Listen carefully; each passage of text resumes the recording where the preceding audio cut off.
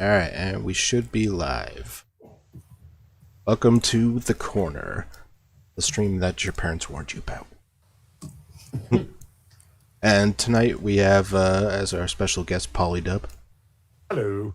And along with my usual co-host, Jack Gunsky. Good evening, everybody. Moonshock. Jeff Bridges, you and me, man. And you too, Garrett. And Terry Diamantis. Hey, everyone. Alright, how are you guys doing? Especially good. I'm spiffy. I'm looking forward to a nice little explanation by Polydub about what happened to his stream the other night. Yeah. If I had an explanation, I'd give it to you. I do not. I get to everything that I'm going to say, or could say rather, about having my stream, Comic Book Curation, last night taken down midstream for community standards violations. Is stuff you've heard every YouTube content creator complain about already. It's just I get to complain about it now too. I received an email that explained nothing, that said nothing, that offered a chance to appeal if you want. And I clicked on the appeal button and it says, explain in as few words as possible why you think your video was not in violation of community standards. And like you've heard people complain about, I'm sure, which one? You didn't say. There's hundreds of TOS. Which one was it? Prove that you're not a witch. Right. And it's like, I would love to explain how I'm not in violation of whatever you think I'm in violation of. So man, it's a mystery. I don't know. In as few words, I love it. All you have to say is 2 words. Fucking you. Yeah. How do you explain? It just baffles me because it's like 2 levels of insulting, because you have you're expected to defend yourself against sorry. Oh shit, sorry, I didn't get much sleep last night and I worked an 11-hour day, so my thoughts are not fully coherent. You're defending yourself against you know not what. Yes. No, basically you have to defend yourself against an accusation against you, so that's trying to prove a not, in addition to not knowing what you're trying to prove. So it's like a double whammy. Yeah. Yeah. But I know what's bothering Polly even more than his stream. Like what he's thinking. And What am I thinking? He's thinking how originalism prevented America from becoming part of the modern world.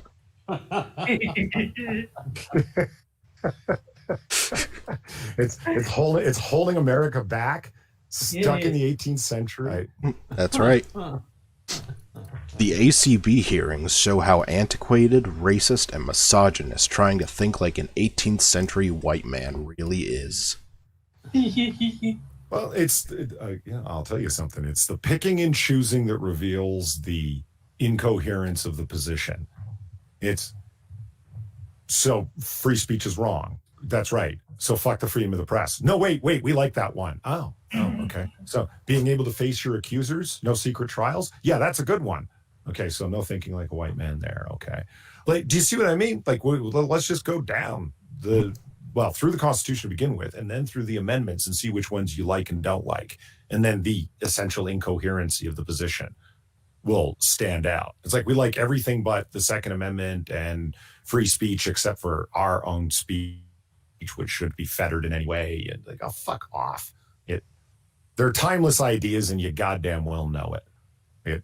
I think you're just being racist, Polly. Everybody knows that the Bill of Rights is the Bill of White Rights, okay? Let's just get that right. Well, I've said it before, and I've said it in front of classrooms full of students. The ideas were so high-minded, written by the founders, that they actually extended beyond their own short-sightedness and bigotries. All right. And I believe that. It's like as if they didn't have short-sightedness and bigotry.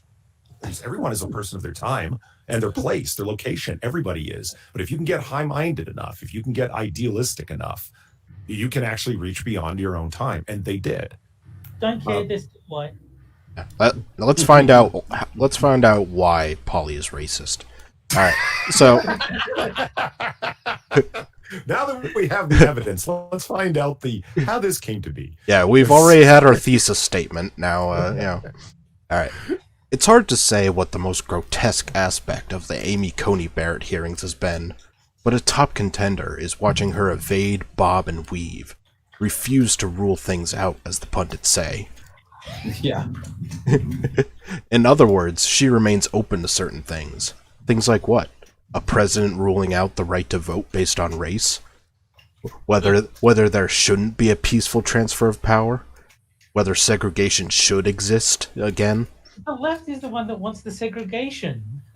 They want safe spaces for black people. Yeah, she wouldn't support it. That's why she's racist. Okay, but before we go any further, am I the only one that wishes that she had a second middle initial that was A, so it could be ACAB? Yeah. I've made that joke before. Just saying. The list goes on and on. For example, not expressing a view on what is a form of actual true genocide. Oh dear. True genocide is getting really watered down these days.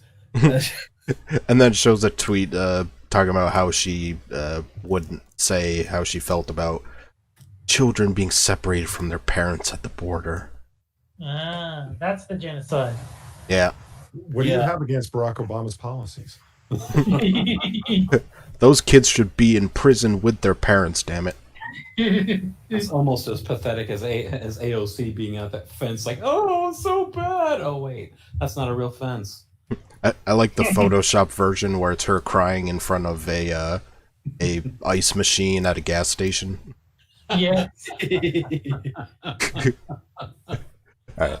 To us survivors and scholars of theocracy and authoritarianism, all that is I think she admitted to more than she cared to. all that is horrifying and grotesque. All that is horrifying and grotesque for a very precise reason. These are things that should not be possible in a democracy. I don't think she knows what democracy means, then. I don't think she knows what any of those words she studied mean. If she studied those words, then they should take her degree away, because she doesn't know what they mean. I mean, anything could be possible in a democracy if you get a majority of people to vote for it. Exactly. Yeah. Let's see. There should be no possibility whatsoever of, say, a black or brown person not being able to vote, being segregated, of there not being a peaceful transfer of power. Such things are abhorrent and should be flatly impossible on the basic grounds of equality, freedom, and justice. They would be. Why did you oppose them when it happened? They would be theocratic and authoritarian abuses of power. God.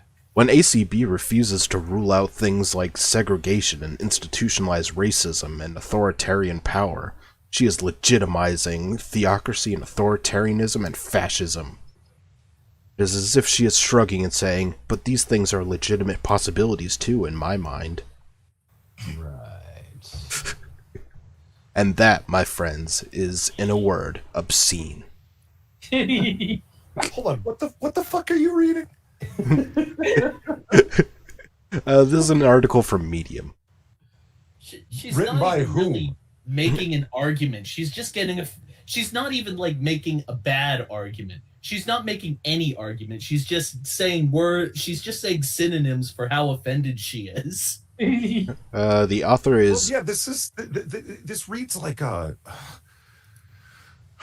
like an article from Ramparts magazine in the early 1970s, whenever, you know, the Nixon regime, blah blah blah, like the fever pitch of it all. Calm the fuck down. Well, I mean, how the left is so wanting to plagiarize, it wouldn't surprise me. But... I mean, where have you been for the past 4 years? Wallowing in self-pity, and shut up about it already. The author is one Umair Haque, or Hakwi. Just like a guy. Hake? Hake? Hakwi? Hake. Let's go with hake, like the fish. I don't know. No, I think it's hacky, like he's writing. HAQUE. I'm calling him Bob Johnson.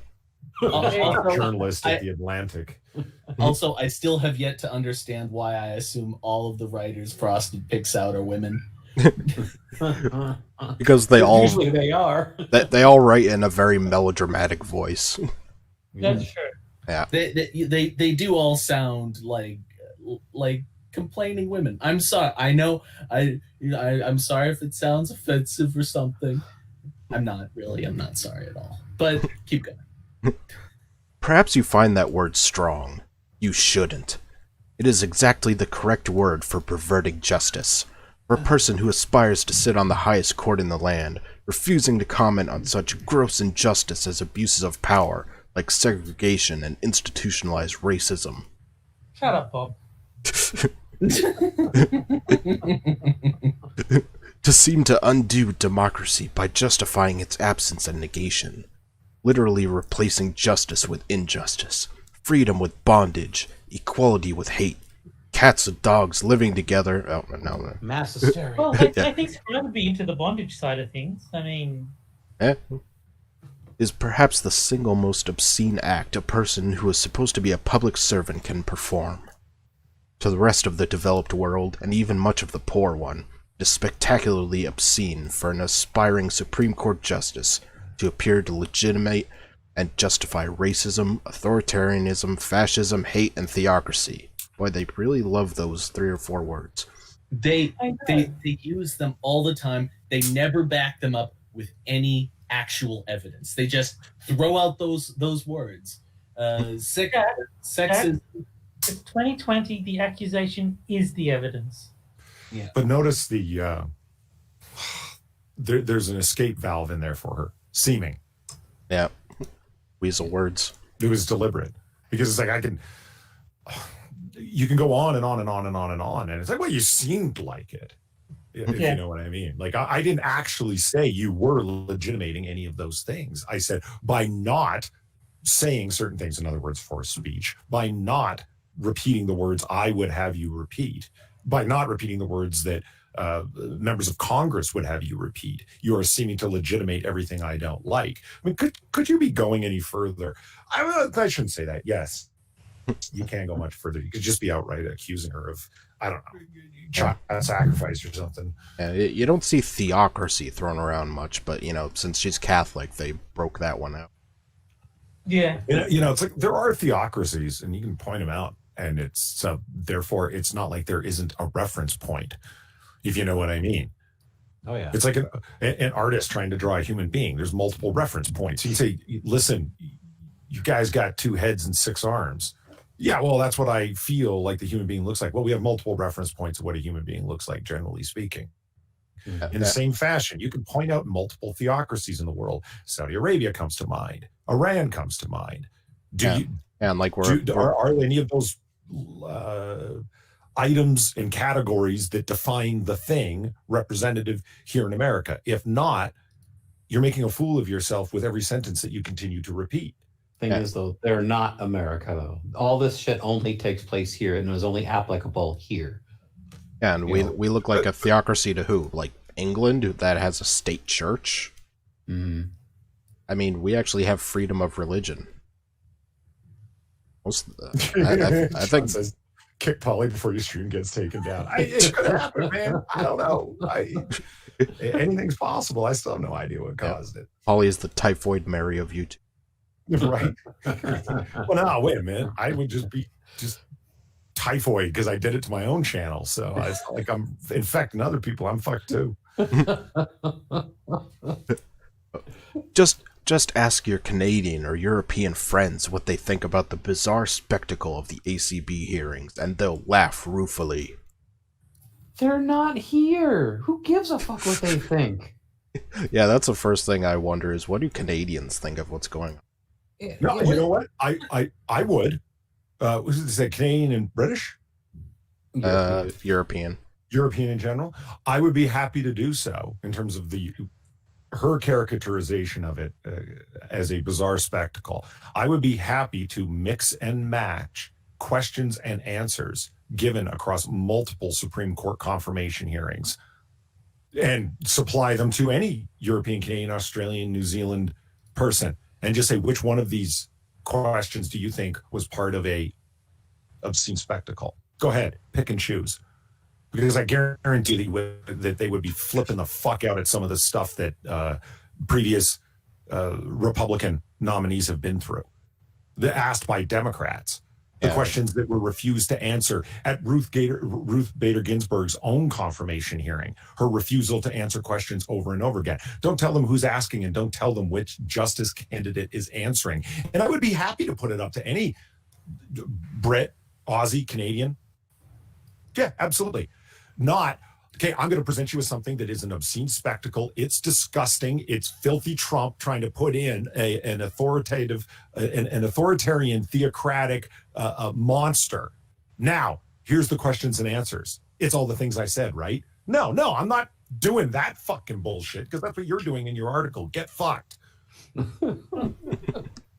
I like Polly. He's funny. Yeah, and isn't the whole, like, her not answering how she'd, go on specific issues, isn't that the Biden rule? Yeah, Biden basically. rule off of Ruth Bader Ginsburg's own confirmation hearing, indeed. Yeah, Yes. Absolutely. I thought the Biden rule was scratch and sniff. yeah. That's one of them. The Biden rule is if she doesn't back away, you can sniff her. I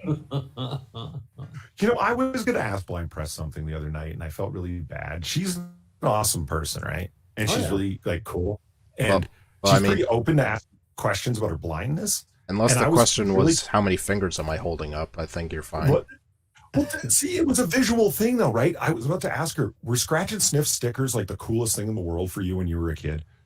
And I wasn't even trying to be mean because I just thought about it. I'm like, we see a picture of a cherry, but she doesn't. But she can smell cherry, so she knows what the sticker is. Is that just like the coolest thing ever to you?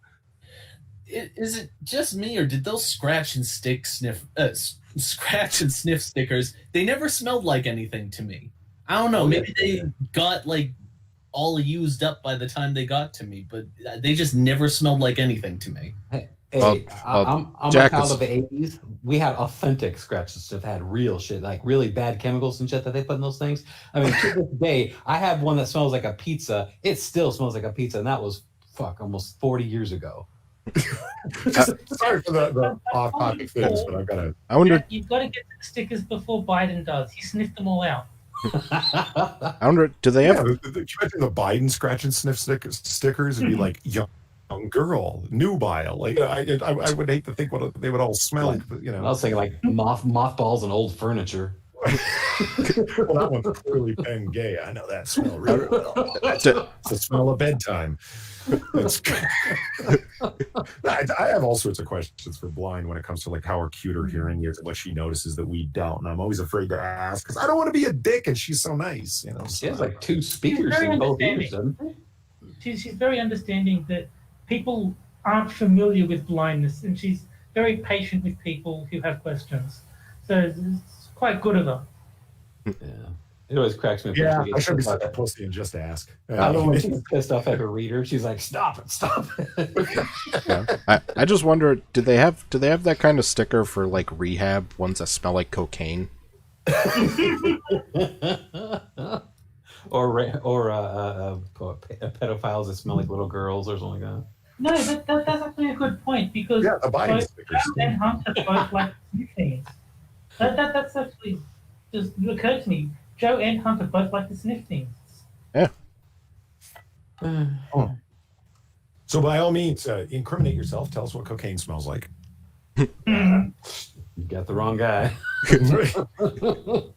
It's a slightly petrol smell, if you will. There's a little bit of Novocaine-esque hint. It makes my head get all tingly. Yeah. All right. So back to media. Yeah. Yes, back up. I feel like, derailed this conversation enough. yeah. I feel like that's gonna happen a lot, but whatever. Where does this bizarre illogic come from, though? Who on earth thinks that it should be legally permissible to reinstitute segregation, or for left? yeah, or for a president not to peacefully transfer power? What the? Jesus Christ! Why do they keep bringing up that stupid?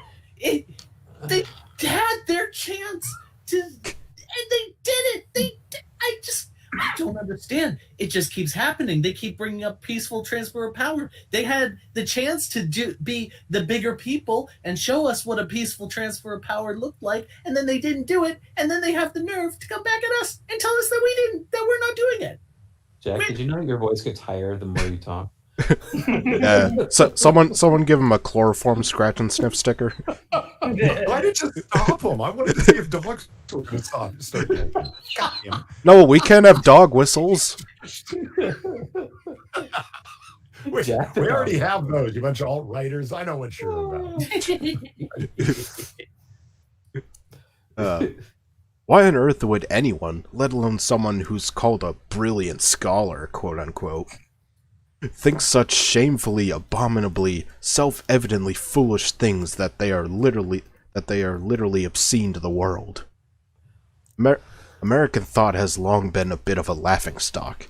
It's an oxymoron to call it that anymore. America's intellectuals and thinkers believe in a long, long list of failed ideas. Like Marxism. Unlike communism. Yeah. Hold on. Wow. Just America's intellectuals believe in a long line of failed ideas. Is that what I just heard? Yes. Yep. Okay. I can't wait for what's coming next. This is okay. All right. Ideas. I hear that. I say, according to who, though? According to this dipshit here? Yeah, Bob. Sorry, Fox. Go ahead. Ideas like Tron Legacy being a good movie. Whoa. Fuck you, son of a bitch. Don't you ever get that movie ever again, ever. It's not. I got Polly on my side. End it, man. I think it's a fuck ton of fun with a reasonable story. See, Polly, I love you even more now. I'll give it that. Yeah. Ideas which have self-evidently failed, of which America collapsing is itself the stark disproof. Those weirdly phrased sentences. What ideas? Say All right. All right. Here we are. Among these ideas are trickle-down economics, the stock market equals the economy myth, the myth that the lowest price maximizes a society's well-being, that a society should have minimal public goods or social investment. Hold on, say that last one again. That a society should have minimal public goods or social investment. Okay. That is total and utter nonsense. America's the only nation left on Earth whose thinking class, by and large, still believes in these disproven myths. And in that... sorry, keep going, just finish it. And in that respect, it is a mirror image now of the Soviet Union. Bullshit. Wait. This person is effectively this person's trying to argue for socialism and then claiming that because we're not socialism, we're like Russia. Mm-hmm. Yeah, I don't understand like that line by coupling America's so-called failures with the 6-7 ideas that she named there, saying effectively we are like the Soviet Union. I'm assuming that the author means by the end of the Soviet Union's time, so like late 80s to 91 when the wall fell. I don't understand. So she's simultaneously criticizing both Soviet economics and American economics? I'm legitimately surprised that he went for gender them. Russia didn't fail because of socialism. Russia failed because of because of the Cold War unfairly put on it by American imperialism. How dare America get acted upon in a warlike manner? Yeah, that Bob Johnson went for Soviet Union instead of Nazi Germany. Yeah, that free enterprise system. God damn, we got to get rid of that shit. I mean, Nazi Germany had infrastructure. That's very true. Oh, and Cuba had absolutely great literacy. All right, but do you want to hear what the biggest failed myth of American thinking is? I do indeed. Oh dear God. Among all the failed myths of American thinking, though, lies one that's particularly pernicious: originalism. Oh, fuck off. What does it mean? The more you examine this myth, the more bizarre and surreal and brain-shatteringly stupid it becomes. Without hyperbole, this entire article would be able to fit inside a fortune cookie. Okay, go on. I mean, don't overstate much. It makes it go down much more palatably. Jesus. On the surface, it means the Constitution and America's founding documents be interpreted as literally as possible. But that only raises the question. Well, it doesn't, but that's fine. That's literalism, not originalism. But whatever. Go on. Jesus. Stop being racist, Polly. Sorry. But that only raises the question, well, what does that mean? Everyone should have the right to carry a Smith & Wesson from 1825? Yes. That we should all have freedom of speech, but only using the words of 1789? That is Yeah, exactly That's not what it means. No, it doesn't. No. Jesus, no. You know, we have a million different facets for freedom of speech today that nobody questions in light of the Constitution. Yet for some reason, all the new weapons. No, they weren't talking about the new weapons. They were talking about the old weapons. There's a way of doing this, right? Where you propose a certain, people refer to it as a straw man. It's not technically a straw man. What you do is you pose a question and then argue against it. So the person who wrote this is clearly mentally deficient. So what are we to do? Are we to pat them on the head that they were able to actually form coherent sentences? Should we instead find their keepers and wonder how they escaped from their keeping? Should we consider them to be locked up in an institution of some sort? All of these questions being predicated upon the idea that this person's mentally deficient, when that hasn't even been established. Yeah, I'm not sure the author knows what word. It's as literally as possible, so therefore it's limited to the time. But that's not what it is. It's originalist means the intent around the words as they were written. That's why it's possible and has been done repeatedly to refer to things outside the Constitution to garner the meaning of the amendments. That's why the Federalist and Anti-Federalist papers are referenced so fucking often in Supreme Court findings. Because the Federalist and Anti-Federalist papers aren't Federalist scripture, if you will. They're not law, but they can inform the intent and the meaning, and that is the point of originalism, the intent and the meaning of the word, not the literalism of the words. Yeah. So going off of this thing about, well, that means we're limited to only 18th century wording, or we're limited to only firearms that were available at the time. You're proceeding with a whole series of questions that are based entirely upon your misunderstanding of the definition. Yeah, it's like, You're forgetting these, Polly. These are Marxists. They don't believe in intent or context or anything like that. Yeah, it's like, well, how do we know what the founding fathers meant by this? It's not like they have 50-something essays explaining it. And you say literalist meaning, what are you even talking about Smith & Wesson for, which is a company that was founded a hell of a lot after 1791? I mean, at least they're not saying muskets like they usually do. Yeah. Well, we were afraid that the British might come back. That's one, by the way. I've heard that from so many people, and IRL from certain people. The only reason that was there is because we were afraid the British might come back. No, it's right there in the ratification documents. It was about it was a response to the federal government being able to have the authority to raise a standing army. So therefore, militias, therefore the individual right to keep and bear arms, for one of the reasons being militia service, it was a necessity considering the federal government could have a standing army.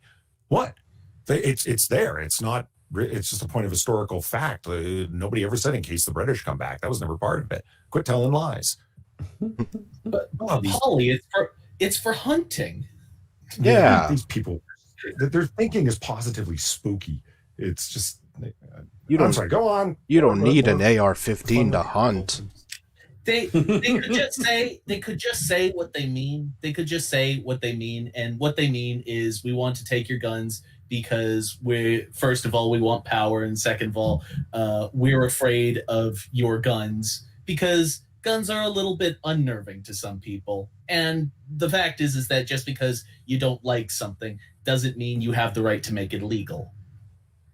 Sorry, that's the case. Deal with it. When such obvious questions are raised, originalists, quote-unquote, have an even more astounding, shockingly, unbelievably, catastrophically, brain-meltingly stupid reply. Shut up! That's not actually what it says. No, it is. That is a lot of adverbs. Jesus Christ! Like, I mean, without hyperbole, it would fit on that little piece of paper from a fortune cookie. It's like, go on. Quote, the original meaning theory is the view that interpretation of a written constitution or law should be based on what reasonable persons living at the time of its adoption would have understood the ordinary meaning of the text to be. I've never now heard you're anyone say that. Meaning your original statement of literal, by the way. You said literal before, so therefore cannot be taken outside the words themselves, that those words are in a vacuum. That's what literalism means. No imparting in of anything else, the words by themselves. That's why the literal meaning of the words. And now she's going into, is going into describing something much closer to what originalism actually is. So why did you say literal meaning before? Possibly because you're more interested in a series of adjectives cursing people out and condemning them for things. That's the purpose of this article. Well, before I describe what originalism is, why don't I describe what it isn't? Let's think. Webster's dictionary defines. Yeah. Let's think about all that for a second. For a second. Got to edit that, apparently. To really understand why I say that's brain-meltingly stupid. Who was a quote-unquote reasonable person in 1789? Well, the answer to that question itself is damning. Women weren't reasonable people. They were Yeah. They were histrionic, fainting things, governed by their emotions, which is why none of them are considered America's founders. Where's the lie? Have you ever noticed how America only has founding fathers? It has no founding mothers. Oh my god. Semantics much? What does Mother Earth have to say about this? Yeah. And that's stark evidence of a big problem. Misogyny woven into its fabric from the very beginning. Yes, because there were Abigail Adams is repeatedly described as a founding mother. Go to Amazon right now and type in founding mothers and see how many books come up. Abigail Adams is one of the most brilliant minds that era ever produced. She along with John Adams, constituted a intellectual team. I'm sorry, you've never heard of the brilliance of this woman, but I'm certainly aware of her and hold her in high esteem. And isn't this the same side that thinks the Betsy Ross flag is racist? Well, I don't know why to argue against it in the way that I do. This person is like this is sophistry, hyperbolic sophistry at its worst. Well, Polly, if this person was to make a good point, that would require them to actually know anything at all. Wow. Let's see.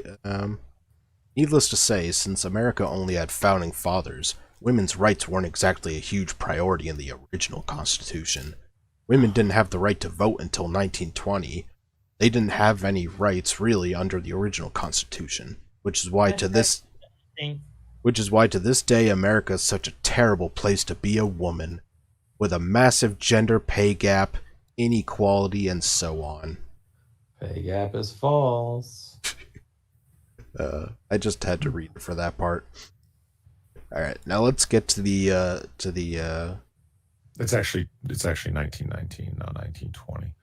Yeah. The first votes happened in 20, but that person's off by a year. So go fuck yourself, retard. And I thought that didn't count because it was only for white women. Dig it. Yeah. We're not going to talk about how the suffragettes were racist as fuck. Women only had the right to vote. Yeah, notice you were talking about white women had the right to vote that were of certain social standing such that they could register to vote. You didn't mention that part, did you? No, because that wouldn't be convenient for the rant argument that I'm creating on Medium, the highest platform I could fucking reach, because even Mother Jones in the Atlantic won't have me.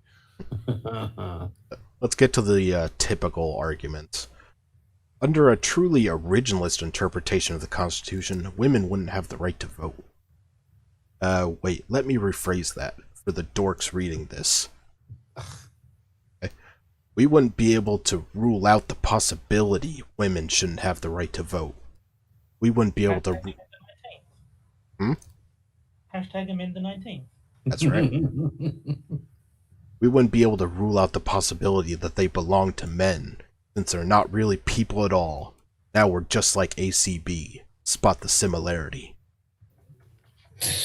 No, you're wrong, because there is nowhere in there that women or anybody else is explicitly ruled out from voting. Show me where it says that any person is eliminated from voting. It's like, oh, well, it's about original meaning of the time. And it's like, yes, and it wasn't white men. They keep saying that. It was land owning men. There were a fuck ton of white men, and no, don't even need to bring in the much downtrodden and forgotten Irish and everything that they dealt with. We're talking white men of English descent that were not eligible to vote for the longest time. Why? Because they didn't own land. Well, what does that matter? Well, if you don't own land, you're not paying taxes. If you're not paying taxes, you don't own land. You don't have a stake in the country. So what the fuck are you voting for? Was the reasoning of the time. But once the ability to open up land ownership to everybody became part of it, everybody had a stake in it. Thus the idea of everyone being able to vote, which was one of the core arguments inside of the suffragette movement. You know, reading a little bit of history would help here. It's just that women weren't people. History started in 2016, Polly. Yeah. Who else? Yeah. For the record, I think we should bring back land ownership. I think that the reason we have all this social welfare shit in our system that's like clogging the nation's financial arteries is because we have too many poor people voting. Just saying. No, I heard that there was an idea floated that only net positive taxpayers should get to vote, like people who pay more in tax than they take out in services. And I think there's like potential value in that, because that's who actually does have a stake in the country, the people who are paying for it. Right. I'm offended by what Jack says about poor people. Poor kids are just as smart as white kids. Faithless as parasites voting themselves a steak dinner. Well, that's what it is. It's two wolves and a sheep voting on what's for dinner. It's people voting for things that will benefit them personally, not for things that will benefit society. And that's the whole purpose that you have government programs in the first place. And my biggest argument to this whole wage gap thing is, and it'll always be the same one I always fight. If such a thing existed, no man would be hired anywhere, ever. If women make less than men, anytime you look at it, no man would be hired anywhere for any reason. I actually heard a good joke about that, where this comedian was saying, a woman's work is never done, which is probably why they get paid less. Yeah.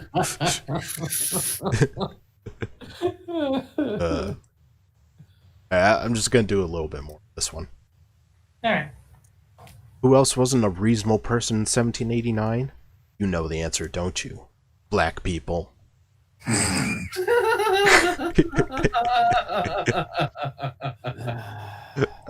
That's a good answer to any question. They weren't people at all. So when we say we should think what reasonable people in 1789 did, we are doing something obscene and grotesque. We are literally not just justifying, but encouraging racism and bigotry. Because who else wasn't a reasonable person? Any minority. Anyone with a different sexual orientation. Anyone at all, really. Wasn't a rich enough white man. Ooh, geez, got pretty close to an outdated term of preference there. Ooh, careful. Yeah, I can't say preference. Then they'd be a theocratic, fascist, authoritarian. I forget all the words. We don't want Webster's to have to redefine another term as offensive. Well, the thing is, you can't take today's opinions and beliefs and compare them to back then. Because back then, this kind of shit was normal. This is the kind of thing that everybody were basically in the same agreement to say, this is the sign of the times. This is what we do. This is how it is. And you're going to have a couple of dissenters, but you're not going to have the kind of shit you're getting today. Like, oh my God, look at history. It's so racist and so horrible. The fact is that these people don't understand that things change. They don't understand that tomorrow people could be calling us the monsters. They could be calling the most progressive people the monsters for not doing some weird ass obscure thing that they do in the future. Right. Because they're acting like we are still living in those times. I hope in like 300 years they look back at now and go, do you realize they didn't even have black people doing all the cotton picking? What a bunch of savages. Alabaster savages. That was. Well, like, can I point out one rarely referenced thing? Is the cotton picking has become the thing, and it's really because of the cotton gin and Eli Whitney, and then the increase in the slave trade following the invention of the cotton gin, making cotton a much more viable product. The majority of slaves in America, if you count it down by cash crop, worked rice fields. Yeah. So it was the Asians. But it's an interesting thing because everybody is sort of the cotton, right? And it's like the cotton, because of the cotton gin and Eli Whitney and the increase in the slave trade, that's why it's historically remembered and focused on. But people make it sound like every single slave was as just a matter of historical factoidism. No, the majority of them worked rice fields, interestingly enough. So we should just say, now wait a rice picking minute. Maybe that's where minute rice came from. Not all of them were picking cotton. Some of them were like Bill Maher, and they were house niggers. All right, I'm just gonna end it with this paragraph. All right. You cannot build a modern 21st century society on originalism. Originalism is a kind of fundamentalism. It renders any kind of progress, maturity, or growth in a society flatly impossible, which is exactly why ACB keeps on refusing to rule out going things any sane person today would consider abhorrent and backwards and horrific, like reinstitution of segregation, I assume they mean. Yeah. Did they miss the part about amendments in the Constitution? The problem is that this person thinks of the Constitution as a thing. They don't think of it as a philosophy. And the thing about philosophy is that if your philosophy is good, it never goes out of fashion. If your philosophy is consistent, it can stay relevant potentially indefinitely. Like Bill Bottom. Yes. But and instead they it's sort of like when they say that words are inherently evil or something like that. They attach meaning to things rather than context. And so they attach meaning to the Constitution. I almost said the Declaration of Independence. They attach meaning to the concept of it, but they don't actually think about what's actually in it. And to them, the meaning of the Constitution is evil white men made this. Yeah. That's as far as they get. Yeah, you can't make any kind of progress, which is why we have amendments that made progress. You know what? I've had this conversation with multiple people IRL, and it tends to be very effective if they're willing to let you get out the words, that is. So this person obviously wants to have a cold, extremely sober view of history, where it's like, you want to know who else was considered unreasonable, like in that sort of tone. Okay, so you want to history, not whitewashed, history, straightforward. Okay, you want to do that? Let's do it, but let's do it across the board. Let's talk about the origins of abortion in America. Let's talk about Margaret Sanger being into fucking eugenics. Let's talk about the blacks who owned slaves. Let's talk about what was done to the Irish. Let's talk about Saudi Arabia only eliminating slavery in 1968. Let's talk about your myopia in terms of your worldview of freedoms around the world. Well, we're talking about only America. Fine. Let's limit it to just America. Let's talk about the advancements of rights in America before they happened in other places. Do you know what I mean? Let's do it all. You want to do it? Let's do it. Let's talk about how incredibly racist and elitist in terms of finances the suffragettes were. We don't want the filthy poor voting. We don't want the blacks voting. Let's do it. And what you will find very, very quickly is wherever you look in history is ugliness. So to look at a particular time in history of, the late 18th century and say, here's where all the ugliness was happening. You're only doing that because it serves a purpose, and it becomes extremely transparent very quickly that that's where you find the ugliness. It's like, the civil rights movements. Let's talk about how many filthy, dirty commies were involved in the civil rights movement. You want to do history? Let's do all of it. In fairness, with regards to the suffragettes, they did try and cancel Susan B. Anthony. Yeah.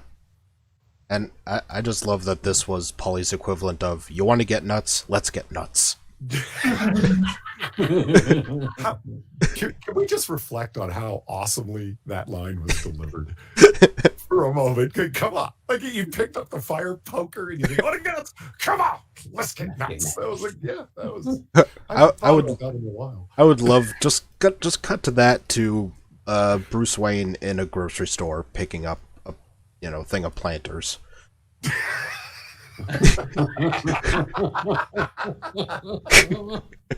I just think Jerry Stiller on Seinfeld. You want a piece of me? So what kind of nuts did they end up getting? Like, bat nuts. And that's followed by never rub another man's rhubarb. And this isn't Jack was great in that. And this isn't even the article that I picked to trigger Polly. Did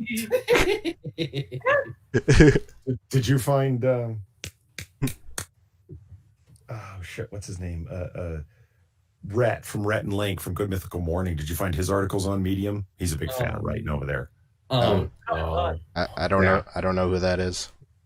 There's a YouTube channel called Good Mythical Morning, and they're hosted by two guys. One guy Rhett, the other guy Link, and it's huge, millions upon millions of subs. Yeah. And I had no idea how far left both of these morons were, especially Rhett. And I liked that show like years ago because it was normie fun. The show's extremely normie. Oh well, yes, whatever. It was cheesy, campy, and they were funny guys. I had no idea that they were particularly religious or religious at all. I had no idea their political leaning because their show didn't have anything about that on it.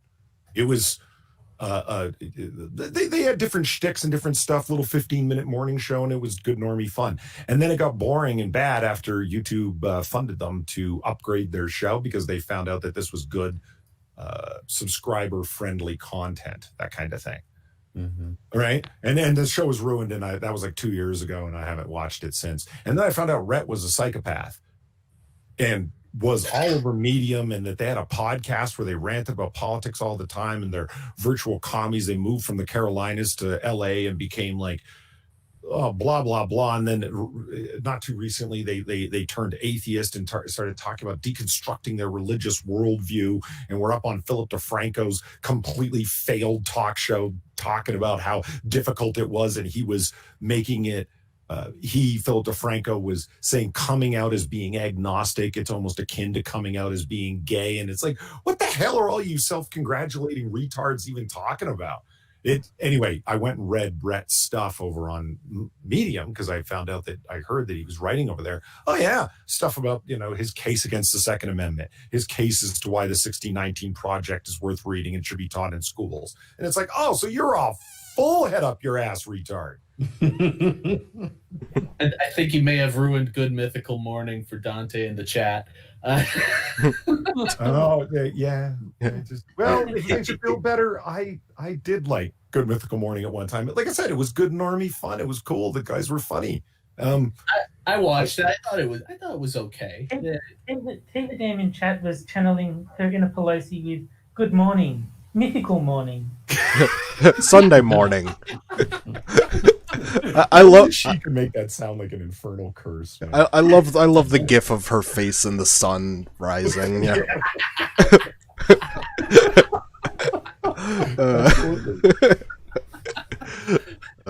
Somehow just describing it makes it funnier. Oh, and we have people in chat asking for your Streamlabs, Paulie. I already gave it in. Oh, all right. Oh, did you? Okay. Yeah, I linked it for you. So I guess be on the lookout for Streamlabs, I suppose. Yeah. All right, but Maybe. the first article is done, and you all know what that means. It's time We for ran a out of time. We ranted so long that the stream is over. Yeah, see y'all next week. Yeah. All right. All right. No, that means it's time for the horseshoe game. All right. And the horseshoe game, since Polly probably doesn't know, is a game where I take two quotes from forums, one of them being a black separatist forum, and the other being Stormfront. And you have to guess which is which. Oh, nice. That's cool. That's fun. That's a funny game. Okay. Well, right. thank you, not Shio, for the donation. It says, "What's the difference between Donald Trump and Jim Jones?" Hold on, let me read this first. Okay, fine. right. Just got to check. I've been gotten, man. What's the difference between Donald Trump and Jim Jones? Jim Jones probably paid taxes for the Kool-Aid. Oh, I like it. All right. And I'd post my link if I had a wrench. Yeah. Well, I mean, you haven't posted anything in chat. If you do, I'll give you a wrench. I did. It's right there. I don't see it. Okay. Post. I put it in there for you. Quotes, by the way. Okay. There it is. I love these quotes. Yeah. Just one sec. Okay, so it's between Stormfront and. Just a black separatist. Oh, okay, cool. All right. So, quote A. Are these so-called people some kind of unmentionable animal? We walk around wearing their hair on our heads looking goddamn ridiculous. Quote B. When they go after them to burn in the ovens, they won't have to stay too long to turn blacker than they already are. I love that quote. That is beautiful. Wow. Well, where we're just having to guess which is from where? Yeah. Yes. Which one is Stormfront? We'll make it simple. Is B. Think it's B? Yeah. No, I think that's what do you call it? I think that's a double bluff. I think it's It's a A. misdirection, I think. It's Stormfront being like complaining about how the white people are acting like black people. So I think that A is Stormfront. I will have to agree. See, I thought A was the black separatist because it's so common to talk about wearing other people's hair on our heads, et cetera, et cetera. That's a common black pride argument. Well, All right. Chad is pretty convinced that B is Stormfront. I'm going to disagree. I'm going to go with A. So I'll just go down the line. Jack, which one is Stormfront? A. I think it's a double bluff. Moon? I agree. A. Polly? I think B is Stormfront. But I have a quick question. Can it be both? Do you fuck around like that? No, he doesn't.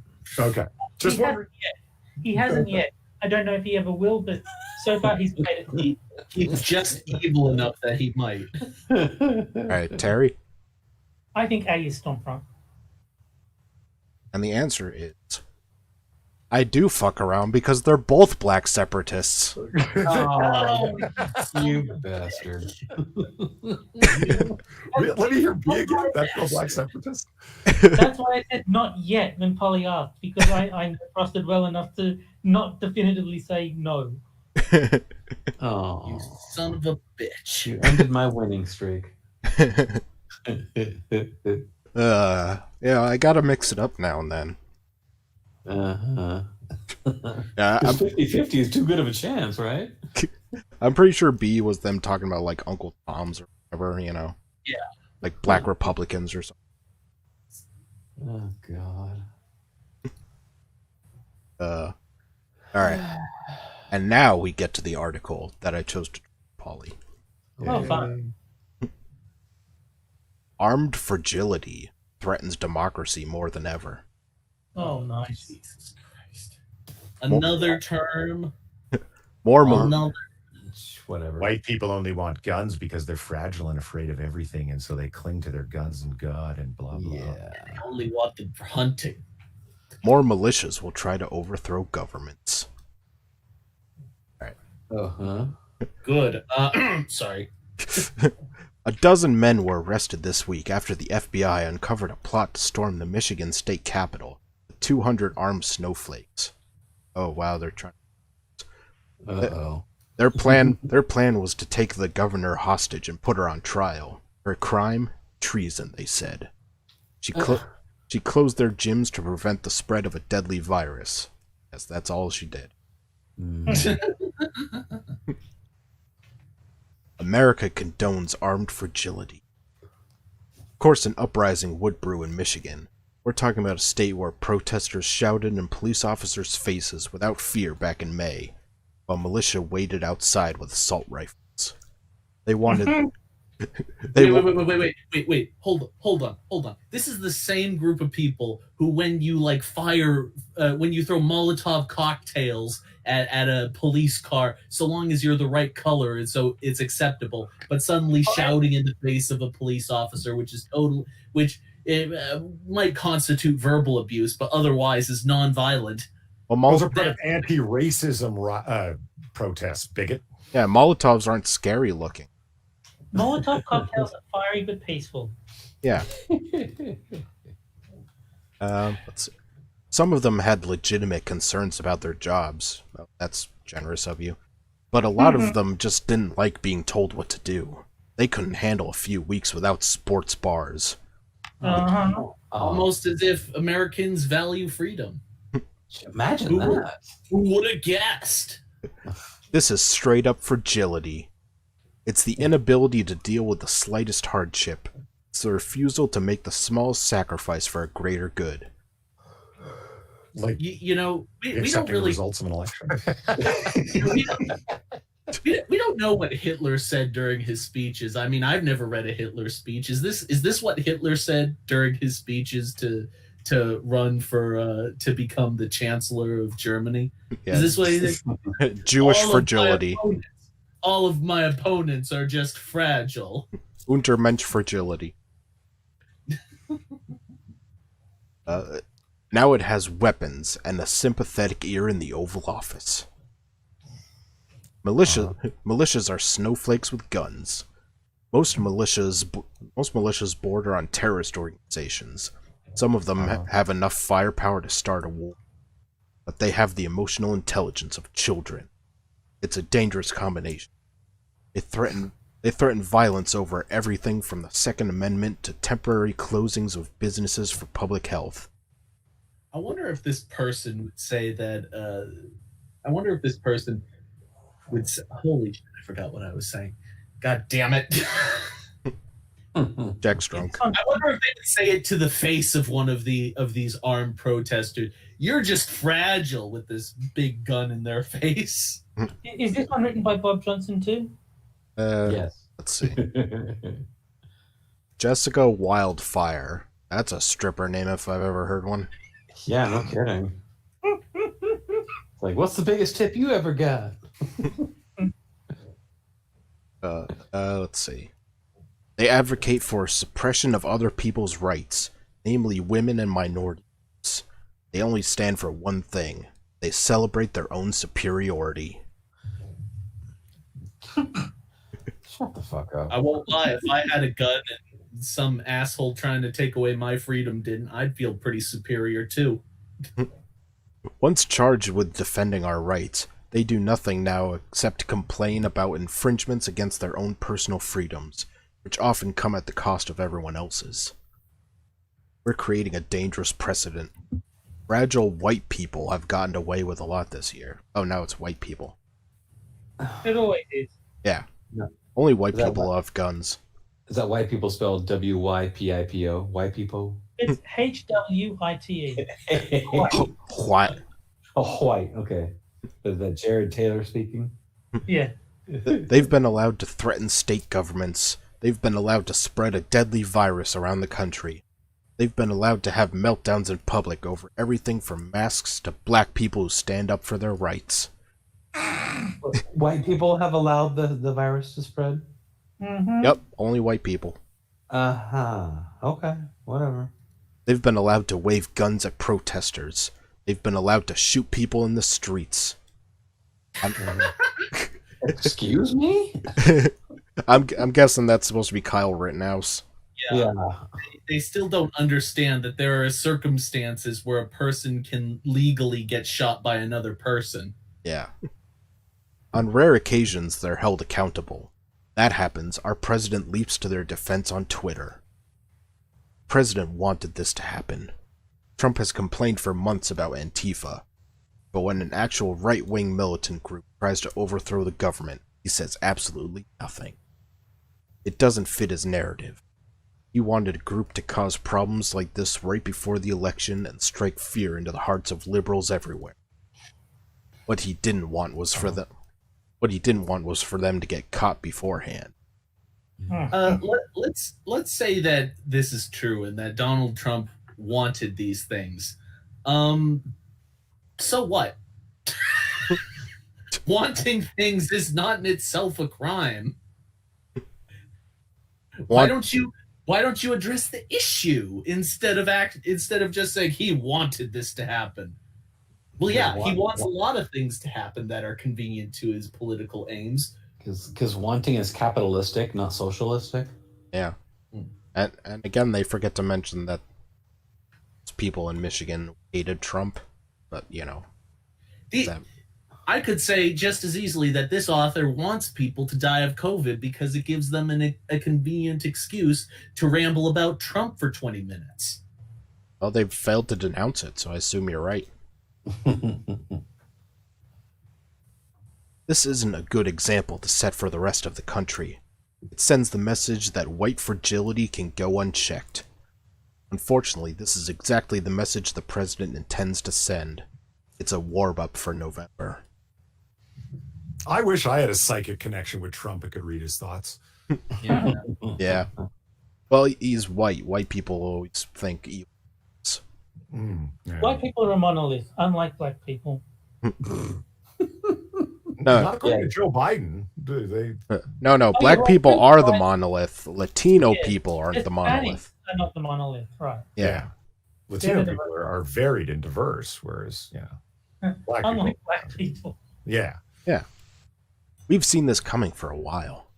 President and other GOP politicians have spent the last 4 years dog-whistling all kinds of armed militia groups.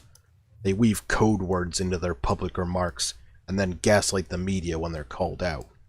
You're overreacting, they say. You're sowing discord, they say. Well, Discord does suck. I just want to put that out. Put on pants, they say. Get out of my living room. Oh. They gaslight the media. It's an interesting take. Trump has been the kindest president ever to white supremacists and anti-government conspiracy theorists. How? Shut up. How? He does a delicate dance of legitimizing their discourse without being too direct. You can bet he is. When he says he denounces them, that's actually supporting them. Yeah, it's a dog whistle, remember? Yes. Are these people ever going to bring up that CNN contributor Richard Spencer denounced Trump publicly? Yeah, he's supporting And Biden. openly endorses Biden. Of course he does. Yeah, I haven't heard Biden denounce him in a few days, so he obviously supports it. I mean, NAMBLA supports the Democrats. So what? Everyone's got really, really ugly supporters that they're not in favor of. I don't see anyone asking Joe Biden to denounce NAMBLA. I mean, all jokes aside about Joe Biden's like weird sniffing and stuff, I have no doubt that he would denounce NAMBLA, but it's insulting to somebody of elected office to even fucking ask them something so retarded. It's our public discourse has gotten to a strange place. As we found out, Trump only denounces it when he's explicitly asked to. So unless Joe Biden goes around randomly denouncing NAMBLA, that's not good enough. Yeah. Biden is a NAMBLA supporter. It's so odd. You haven't specifically denounced sacrificing infants to Baphomet. You must support it then. Like, what? I mean, it's craziness, man. Fuck this. I would like to denounce sacrificing infants to Baphomet on this stream right now. And I think I would like to. And of course, by NAMBLA, we mean North American Marlon Brando lookalikes. Of course. What the fuck did you think we were talking about? Yeah.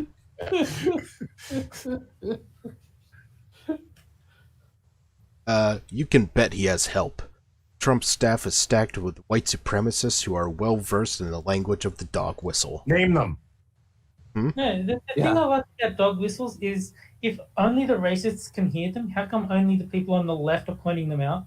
Yeah, it's basically like in the like in the witch trials where it's like, oh, can't you see the yellow bird on her shoulder or whatever? Her familiar as a witch. It's like you don't need proof for it. I love the dog whistle thing so much because it's you didn't say it, but I know what you meant. Yeah. Jesus Christ, really? Like that's the point where we're at? All right. These people, they need. I think that America needs to refresh its supply of red thread and those little pegboards so that these people can be kept busy in their basements for a little while longer. Somehow they'd manage to hang themselves with it. Little strings. That'd be a tragedy. Talik says she's literally I'm literally dying right now, girl. Yeah, this reads with like panic and a face full of tears and just like calm your fucking self for God's sake. Like, I mean, I know you said you meant this article to trigger me, but it really hasn't because this strikes me as Twitter, the longer version. Like, I'm going to say the most extreme things that I can in hopes of getting likes and retweets because that's the nature of this medium. There's so many people on it and it's so congested with so much stuff that I have to speak hyperbole. I have to speak with a great many adjectives in the most denouncing way that I can, or in the most supportive way I can, or nobody's going to notice me. Milquetoast things do not get retweeted, and they won't get upvoted on Medium either. This is Twitter, but longer. So a cesspool. All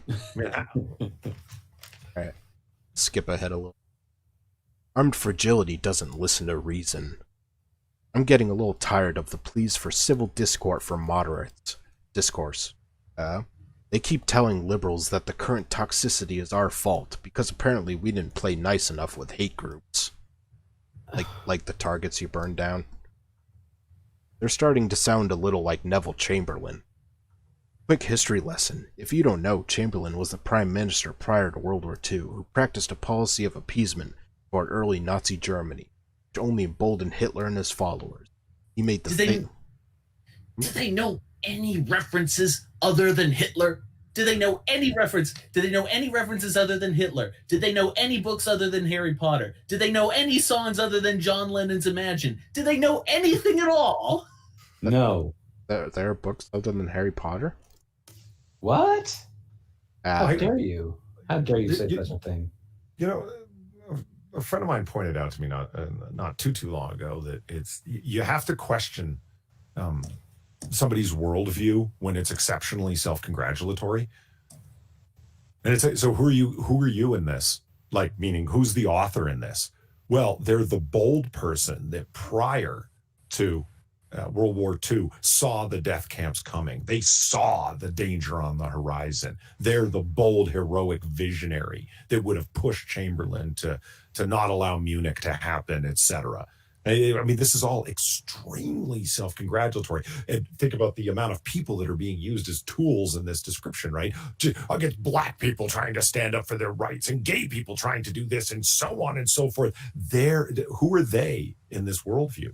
Well, they're the bold, liberal visionary with the understanding of harmony and who the real enemy is. This is all one giant, long verbal masturbation. I don't know. I think they were right because they said you got to punch Nazis. No, they punch Richard Spencer, and now he supports Biden. So I think it works. Yeah.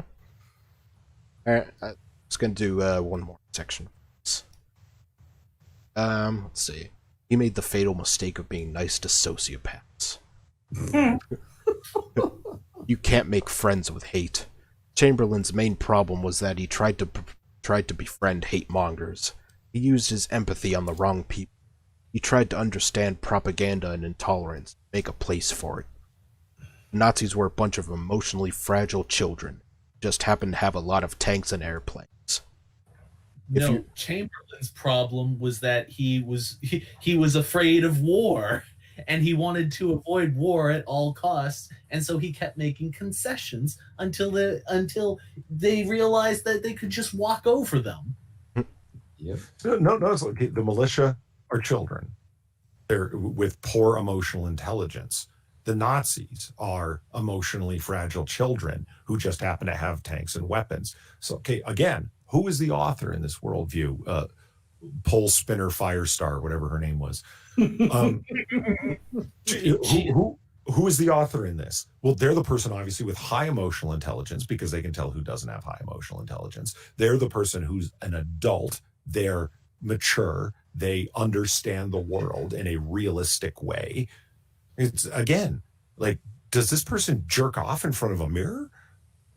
I mean, who does? It could hardly be more self-congratulatory. This article isn't about militias. It's about her.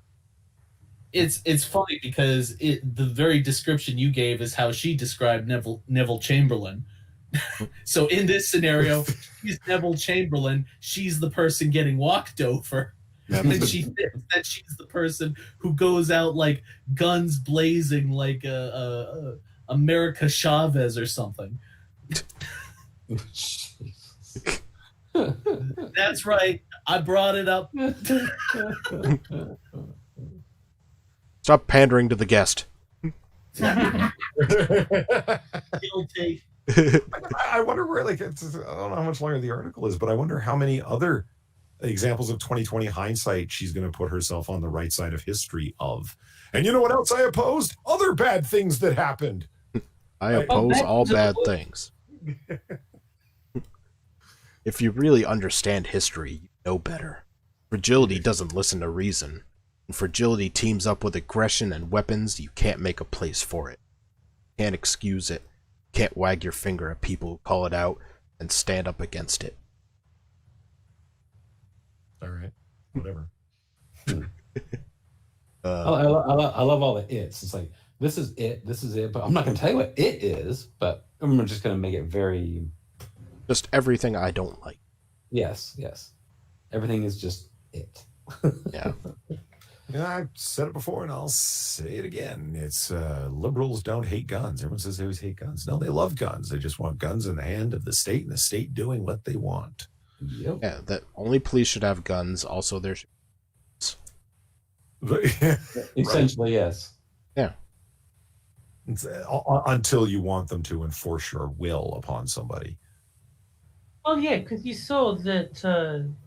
What was it? Alyssa Milano was all defund the police until she saw someone lurking on a property, and then the first thing she did was call 911. That's what I mean. Like, she obviously hates guns because she says that repeatedly. And it's like, she doesn't hate guns though, because she hires people, the private security that are armed private security. She doesn't hate guns. She just wants guns for her personal protection. And so the essential hypocrisy. So they're attempting, and I get this, and I encounter this with a lot of people, like online, everybody does, where they attempt to make a principled argument, because principled arguments are strong and they make an emotional appeal. And the best way to persuade is actually with provoking an emotional response, not provoking logical acceptance. Emotional responses will always be more persuasive. It's a function of psychology that's like that. And that's fine, because you can provoke a strong emotional response with reason. You can just like, look at this person's hypocritical. Don't you see that? And there's a sense of elation, like, yeah, absolutely. That's still an emotional response. So arguing strictly from logic is not going to help. You need to provoke emotional responses in your audience. And that's why they attempt these principled arguments. She goes, guns are bad. And because she wants people to be thinking of people being shot in the street, or unnecessary killings, or vengeful murders that happen. Like these are the things. She doesn't want people thinking of police. She doesn't want protecting people that are being the victims of crime, or her being attacked for her political speech. So you're overreaching with your argument on purpose, and it should be called out for precisely that. It's like you're surrounded by people with guns right now. Well, that's not what I meant. Well, then back off of the bullshit that you're saying. You don't want guns in the hands of private citizens, like who? She only hates the bad guns. Yeah. All right, so I think we're done with this article. on to our second game. Yay! Which, this one is for only the chat. Jack. Alright, and this is... I deny everything.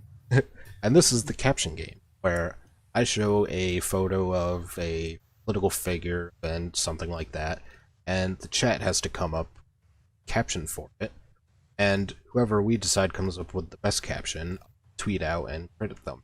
Show. I think you should time Jack Gunsky out right now so he can't cheat. Yeah. Preemptive timeout. Oh, come on. Oh, not yet, I suppose. Alright. Okay. Okay. So, this is this week's photo. This is from a tweet from Joe Biden's campaign where he's celebrating Dessert Day. Actually? Yes. Okay. And you guys see the stream, right? Yes. I'm watching it. No, there it is. Okay. Yeah, there's a slight delay, but you'll see it. Yeah. Shit. I didn't. I popped up chat and closed that window. Let me go back. Just shit together, Paulie. God damn it. I hear you. It's Biden holding an upside down ice cream. And acting like it makes him the coolest guy ever. Well, it does. Yeah, not just anyone can turn that upside down. Damn it, Jack, already.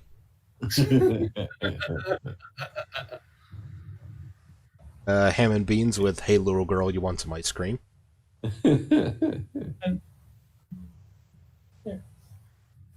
we're up to 42 watchers. Yeah. Don't forget to like and subscribe, everybody. That's right. That's right.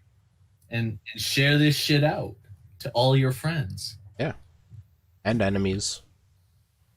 And I would say especially the enemies, because you want your friends to still like you. yeah. And unlike Monkey, I'll say that bitch you like. Ah. Let's see. 12 potato with why isn't it going moo, mommy? Oh, dear God. Talik with is this how they eat ice cream in Australia? I like that one. Let's see, Dante, and this one I'll put the Cosby special in and give to the kids. Oh. Hate Camel, here's the deal, fat. DQ has a buy one, get one today only.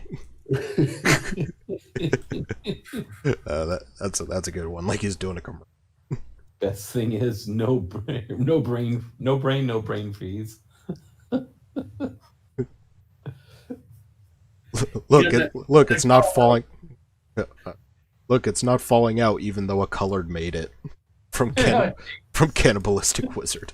Why isn't it falling out? Come on, man. I'm gonna call out Paul.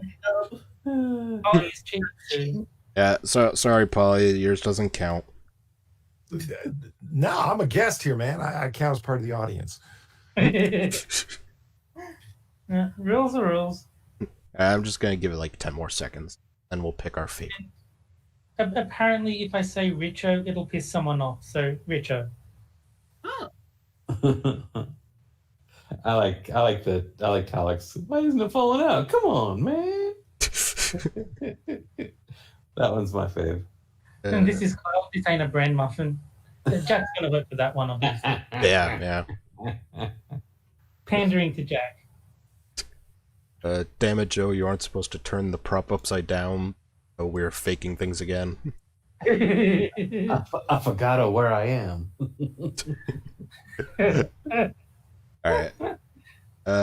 And I'll end it with, Alec, hey Kamala, I got you this, know the thing. Alright, so, I don't know, what do you guys think? What's your favorite out of the captions so far? I like Cannibalistic Wizard, where even though a colored made it. Yeah, I like that one too. I do like Hate One Camels. tell, but it's funny. I like Talix. I like Talix. Why isn't it falling out? Come on, man. Yeah, that's good. I'm surprised nobody went with the old man pudding joke. Like, why is my pudding frozen?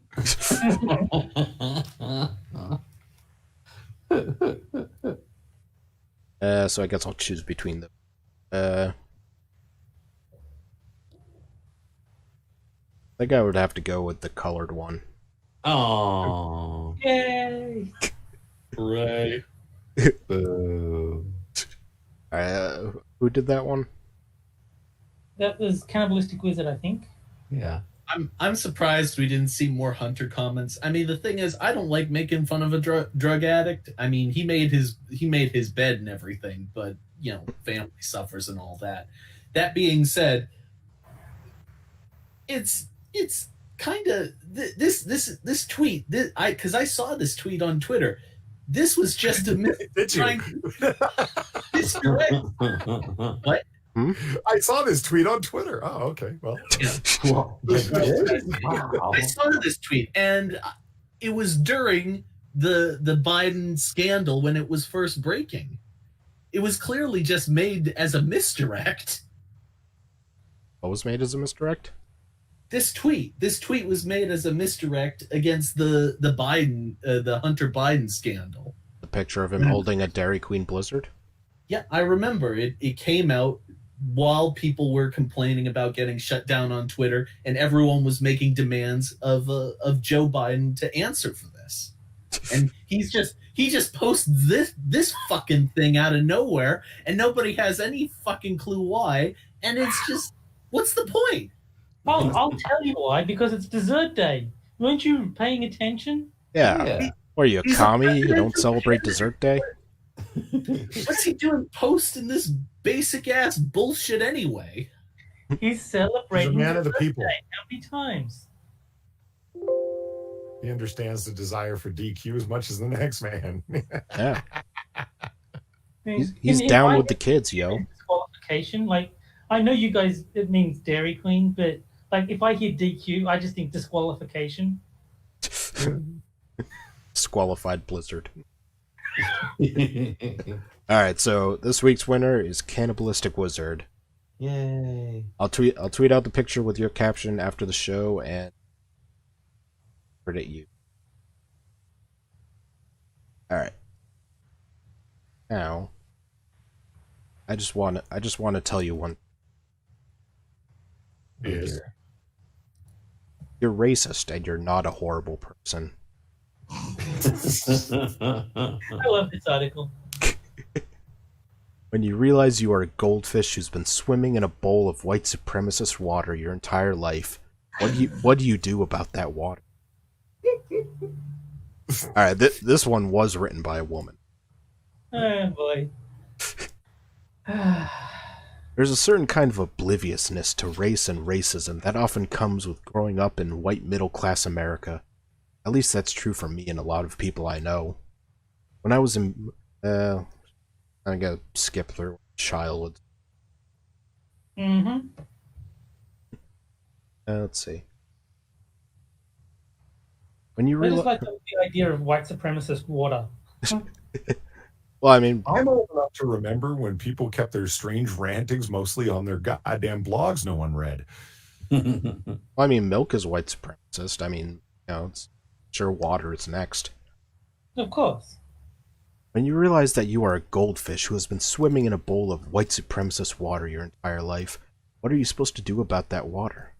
You can suddenly see it there, but because it's the water you swim in every day, how do you change it while still swimming? If you are a woke white person, you now recognize that you benefited from a system that gave you unfair advantages, and you've been programmed to unconsciously make judgments and assumptions about people. What can you do about it? It's easy to get overwhelmed and feel like any attempts you make are futile. It's a big problem, far bigger than any person can handle. But like all big problems, there are steps we can all take that will collectively make a difference. So give now to the... I think a big part of the solution is for white people to openly deal with the shame we have when we realize our privilege and our implicit bias. Of course, systemic privilege is a big part of the problem. but dismantling entire systems is not something most individuals can tackle. All we can do is demand and support policy changes from our elected officials that will disrupt the systemic racism. Beyond that, there isn't much for the individual to do. Implicit bias, on the other hand, is something every one of us has the power to dismantle. Let's see. Yeah. Implicit bias is something that most of us have the power to dismantle. Is that right? Yep. Yes. Given you don't understand implicit bias, you can't dismantle it. It's inherent. That's the way critical race theory works. That's the way critical theory works. As part of the majority population, and there are minorities around you, you unknowingly and without any operant or individual agency means act in a racist manner towards everyone around you, and all the people that build the institutions do so as well, hence where the institutional racism comes from. You cannot get rid of it. It is impossible. The theory dictates that there is always an oppressor and an oppressed. That's what makes it social Marxism. So your entire premise is fucked. There's nothing you can do about it. All I'm going to say is I can't be racist. I drink my coffee black. But that means that you don't put milk in it. That means you're for segregation. Which is what the left wants. So yes, I'm very woke. Yes. Which means you agree with Amy Coney Barrett. Which, How dare you? which is very problematic. I understand, yes.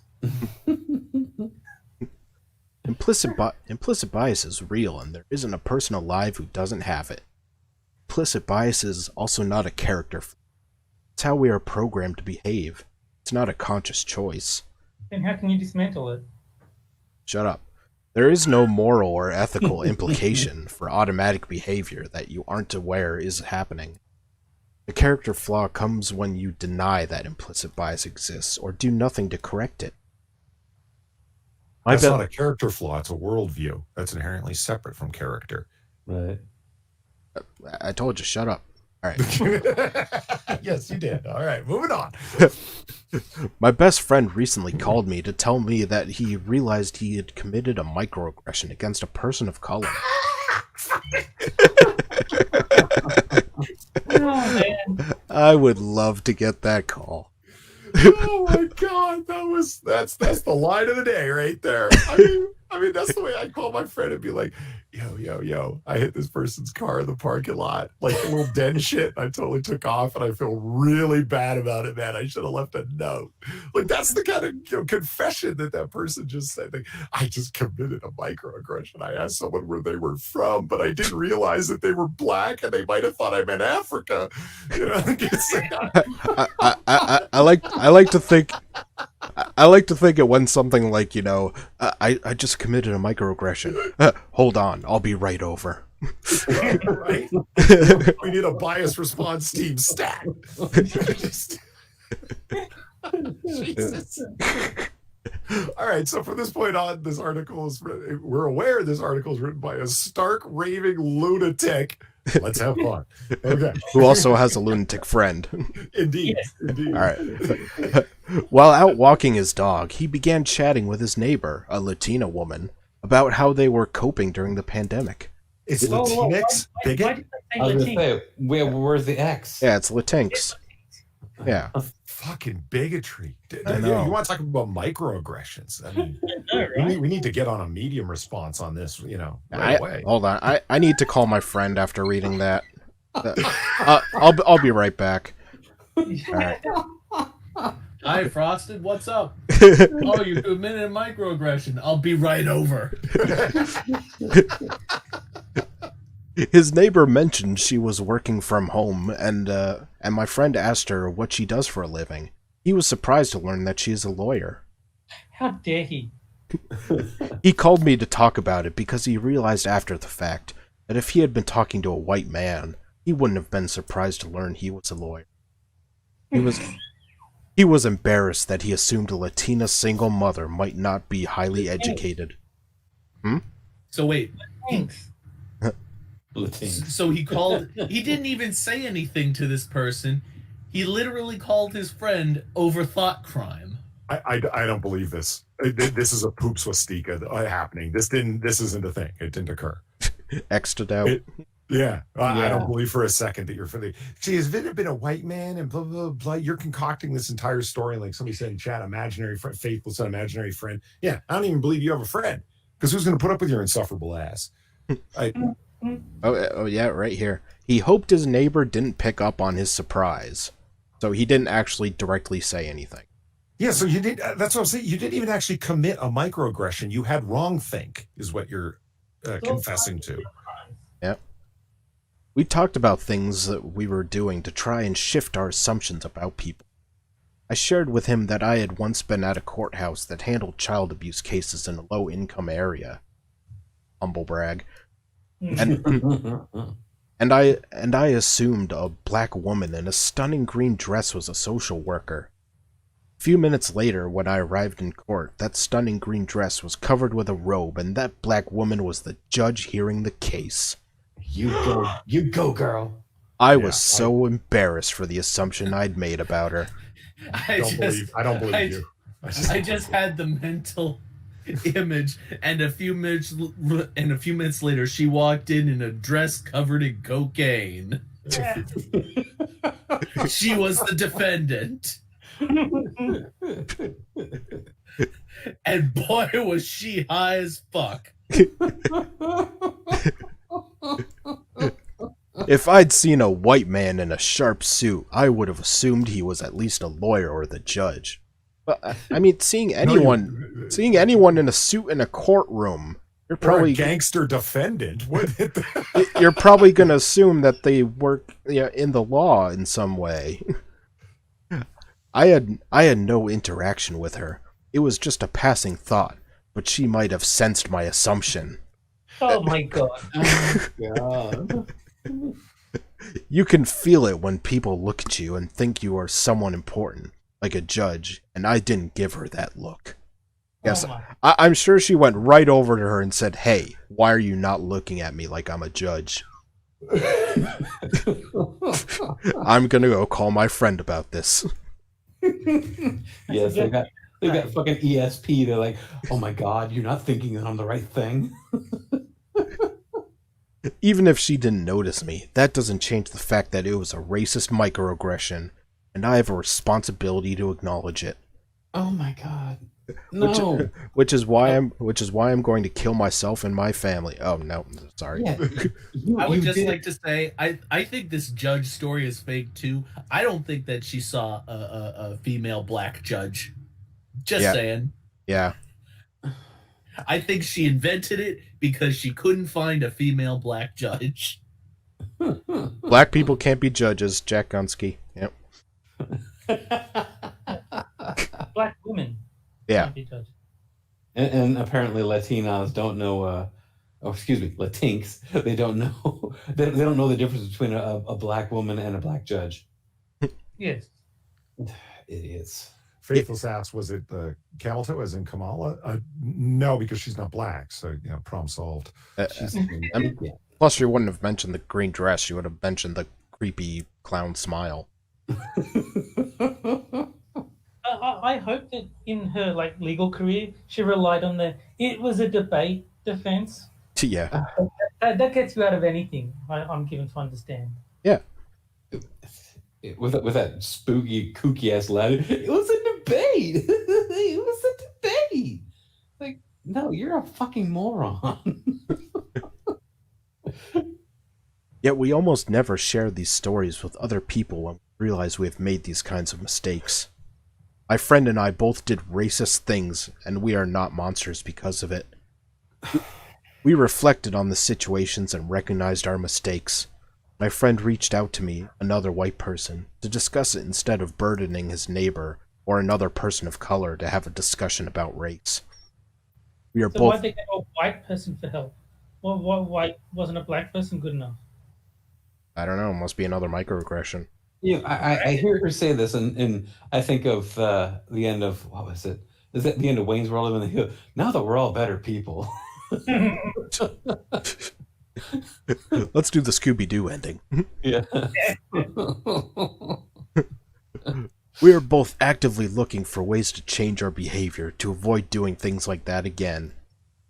This is like the end of like some like kids show. It's like, well, what did we learn today? You know, Or the I know it's campy as fuck, but the Batman movie at the end when Batman's like, we will just let in. Robin's like, gosh, yes, Batman.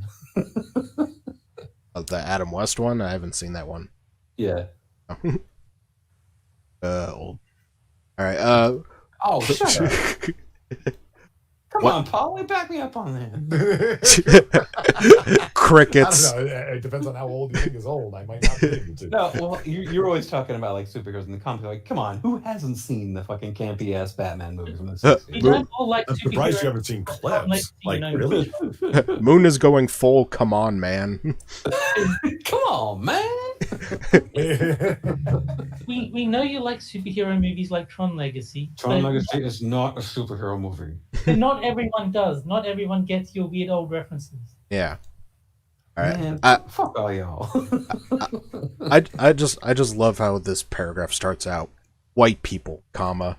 We have to get away from the dramatic Hollywood version of racism. I thought this person was Latina. No, their friend is their okay. friend's friend, the one who was wronged by their friend. Oh, okay. The stories with evil racist white people and benevolent white saviors serve no one. We are all racist, and that doesn't necessarily mean we are horrible people because of it. He says as the Legion of Doom dome Yeah. comes up out of the swamp. I want to be the best racist I can be, damn it. The trope of the good white person shames us into refusing to acknowledge our mistakes and our implicit bias. Gives us no room to grow or improve. Just gonna do another, oh, there's only 2 more paragraphs. Okay. What, improve upon our racism? Yeah. So we gotta get better at it then. Got it. Yeah. Let's start talking about the mistakes we have made. You can admit your racism and still be a good person.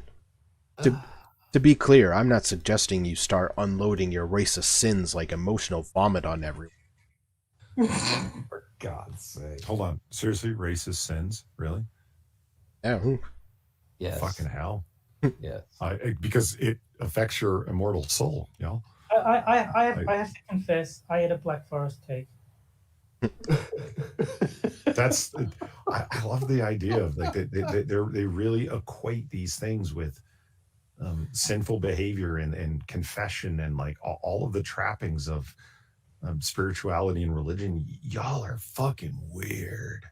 Yeah. Jesus. All right. And I'm certainly not recommending you contact your BIPOC friends and tell them all about... Oh my God. That's what it spells out. I don't know.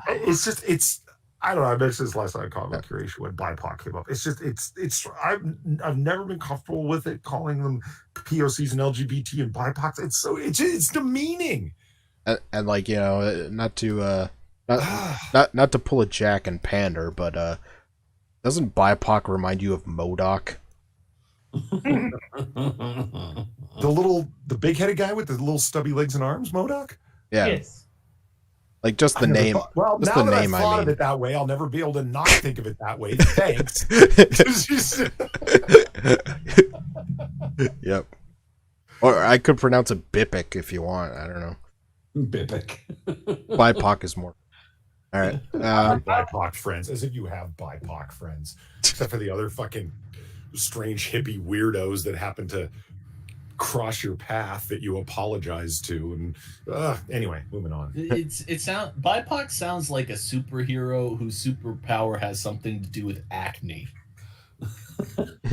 It's like someone meant to write biopic and fucked up. Uh-huh. It's a dyslexic biopic. And I'm certainly not recommending you contact your BIPOC friends and tell them all about it, or worse, seek some sort of absolution from them. And of course it takes more than just talking about it to each other. Without further action and a commitment to do better, it's nothing more than performance. I will be much better. Like your writing of this article? Yeah. Shut up, Polly. I've been an inadequate racist. I will do better. How dare you impugn H. Elizabeth Falk? Oh yeah, I forgot that we've moved on from Firestarter stripper legs, whatever her name was. I can't even remember. Oh, and I like right under the author's name, where it gives like a little blurb that they wrote, that the last part is hyperbole is killing this country. That's the winner. That's the sticker of success right there. Hyperbole is killing this nation. All right, last paragraph. All right. Implicit bias is not a simple matter, and it won't be undone with simple actions. However, any major change that happens starts with small steps. We have to get started, or we will never get there. We need to make a common practice of looking for our biases and then sharing them with each other. You can't fix a problem that you don't acknowledge exists. So, fellow white people, let's start talking about it. As I said, that's not enough. You can't just talk about it. I don't know. Just start assuming all black women are judges. I don't know. I think that's You're taking it too. You're not taking it far enough. Assume all black women are God. So if you meet a short, frumpy Latinx woman named Consuela that barely has a grasp of the English language and calls everyone Mr. then first name, yes, assume they're a head of state. No, he's not here. Well, I don't understand. What kind of way in the world are you expecting somebody to move on? Okay, you know what this reminds me of? Just inescapably reminds me of. I find it fascinating to read about SDS, Students for Democratic Society, Weather Underground, the Black Panthers, so many groups, the Black Liberation Front, Weather Underground, from the late 60s, early 70s, these various revolutionary groups. And the Symbionese Liberation Army, they're another big one. They're the ones who kidnapped Patty Hearst. They had this thing, fascinatingly, it was part of the new left underground, called gut checks. And they would go all night on each other with gut checks. And the way they would work is you would have one person sitting in a chair, and everybody else in the room would attempt to rid them of their bourgeois conditioning to be part of a communist revolutionary cadre, because that's how they all saw themselves. Quite literally, not my words, their words. Mark Rudd, a former member of Weather Underground and SDS, in his book, which is fascinating, it's worth reading. He's one of the few guys that doesn't try and present it romantically. It's just like, look, here's what we did, and we did want to be a revolutionary communist cadre, and we did plant bombs, and we did act as domestic terrorists, and here's how we got to that place mentally. Here's how we wanted to smash monogamy. Here's how we thought acid everywhere for everyone, like LSD acid for everyone all the time, was a good thing because it would open up a new world, and we smashing the American government was the way to go, and worldwide communist revolution and so forth. How do you get into that mindset? And that's what his book is about. And it's really worth reading. It's fascinating. And the amount of parallels you see with current politics is striking. The gut checks particularly, and what's replaced the political gut checks that they would be doing and the classism that they would be doing it on has now been replaced with racism and the way that they think about it. Because it's like, I constantly have to check myself on, am I committing a microaggression? Am I transgressing? Am I exerting some sort of white privilege in this way? That's the way that they would do it to each other. And it was a psychological inside tactic, like inside cult tactic, to condition people to thinking, if you want to eat anything more than noodles with butter on them, you are acting in a bourgeois fashion. You should want to eat nothing more than the sustenance to allow you to go on to continue the revolution. If you want to wear anything other than basic fabrics, that's part of your bourgeois conditioning. Gut check. Like, do you have the guts for this? Is the essence of that. How is that different than what these idiots are doing to each other on Twitter all the time? Wait, you had butter on your noodles? Well, excuse me, Mr. Rockefeller. But you have to admit your privilege. You have to admit your, and it's as opposed to admit your class benefits. You know what I mean? That they would do then. It's got all of the same earmarks to it. And the golden vision that the communist utopia represents is absolutely similar between both of them. Yeah, it's just a bunch of monks, whipping each other for sinning. For having impure thoughts about, the farmer lady across the field. Ham and beans, that sounds like brainwashing. It is. It's operant, deliberate brainwashing. But it can only be seen sort of like after you've gotten out of it, and then Mark Rudd reflecting back on it. Or literally his comrade, Bill Ayers. Barack Obama's friend, the place where he started his campaign, hanging out with former domestic terrorist Bill Ayers, who literally bombed the Capitol building. But it's fine for Barack Obama to be hanging out with them, and the left media didn't rip him to shreds for it. No, but Fox News did, but they were open to criticism, and they only were against Barack Obama for that because it was a black man who was running for office, not that he was hanging out with a fucking terrorist. And what happens to all of the fucking ex-domestic terrorists as long as they were from the new left? Well, they're either serving a life sentence for some crime they committed, they've escaped to Cuba and justice or some kind of jail sentence, lifetime jail sentence that they've been sentenced to, or they're working in a major university, and no, I kid you not, life sentence, living abroad under exile, or working in a major university. Because Bill Ayers and his fucking wife both work at fucking Northwestern, and they're both PhDs that teach students. Because they're celebrated as actual, authentic relics from the era of revolutionary glory. Yeah. I feel like we need like an applause or something like that after that. No, just snaps. We need to do snaps. Have you ever considered being a prosecutor, Pauline? And ladies and gentlemen of the jury, we need to send a message. With the, Wait, are you assuming he's not a judge? Well, that would. Hey, it reminds me my gender or race. I might be a Latinx woman, and it would be wrong to assume I'm not a judge at all. It reminds me of this creepy thing that when people become so ideological that they become incapable of questioning their own ideas. And so what they'll do is they know that if they hear another idea, they might be swayed by it. And so they go out of their way to avoid hearing other ideas because it might sway them to actually think for a change.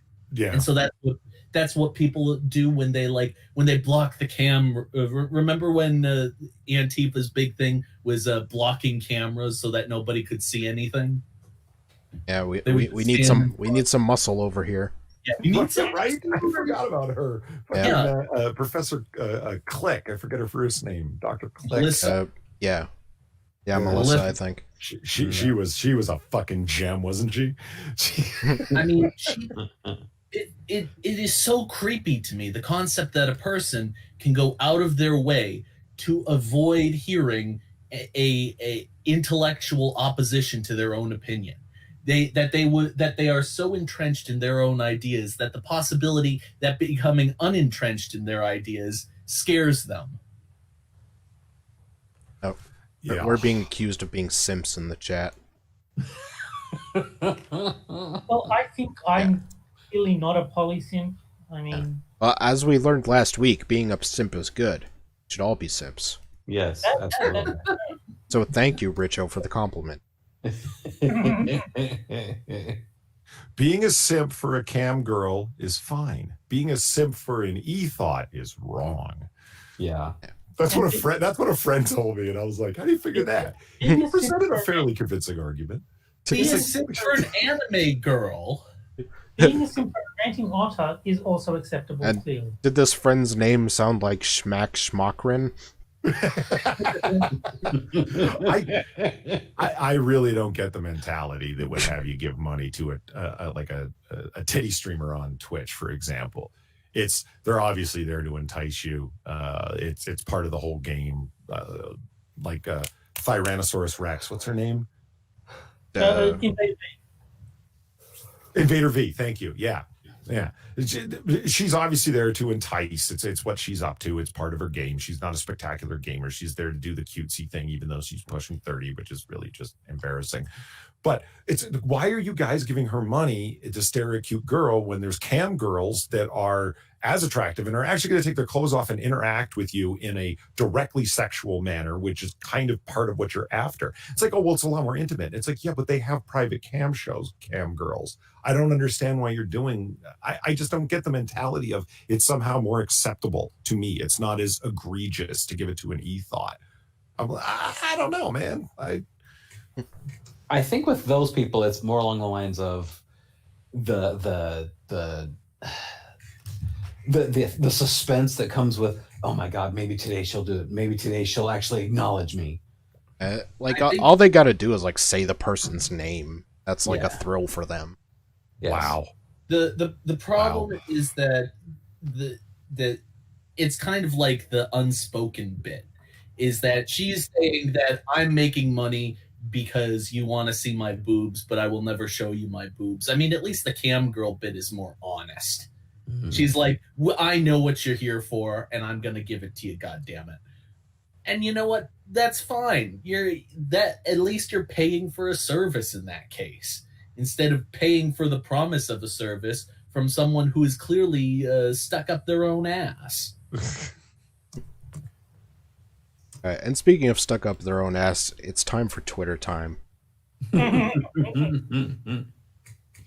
we take a look at some of the hot takes on Twitter last week. So first is from Mick Foley. Thank you for including this one. Who I've been told was a wrestler. Yes. Either that or a conservationist for the World Life Foundation. No, WWF, World Wrestling Foundation. Fuck this entertainment shit. It's always WWF. Always will be. And Mick says, every instance of the president intentionally mispronouncing Kamala Harris's name strikes me as a not-so-subtle act of racism.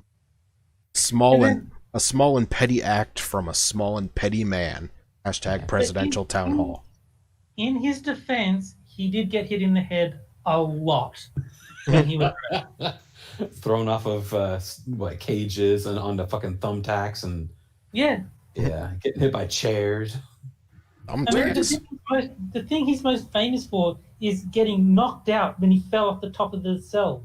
Yeah, and like that's like the thing that he's known for. And he was like being carted off out of the arena, and then he jumped off the stretcher and decided to continue the match because he's an idiot.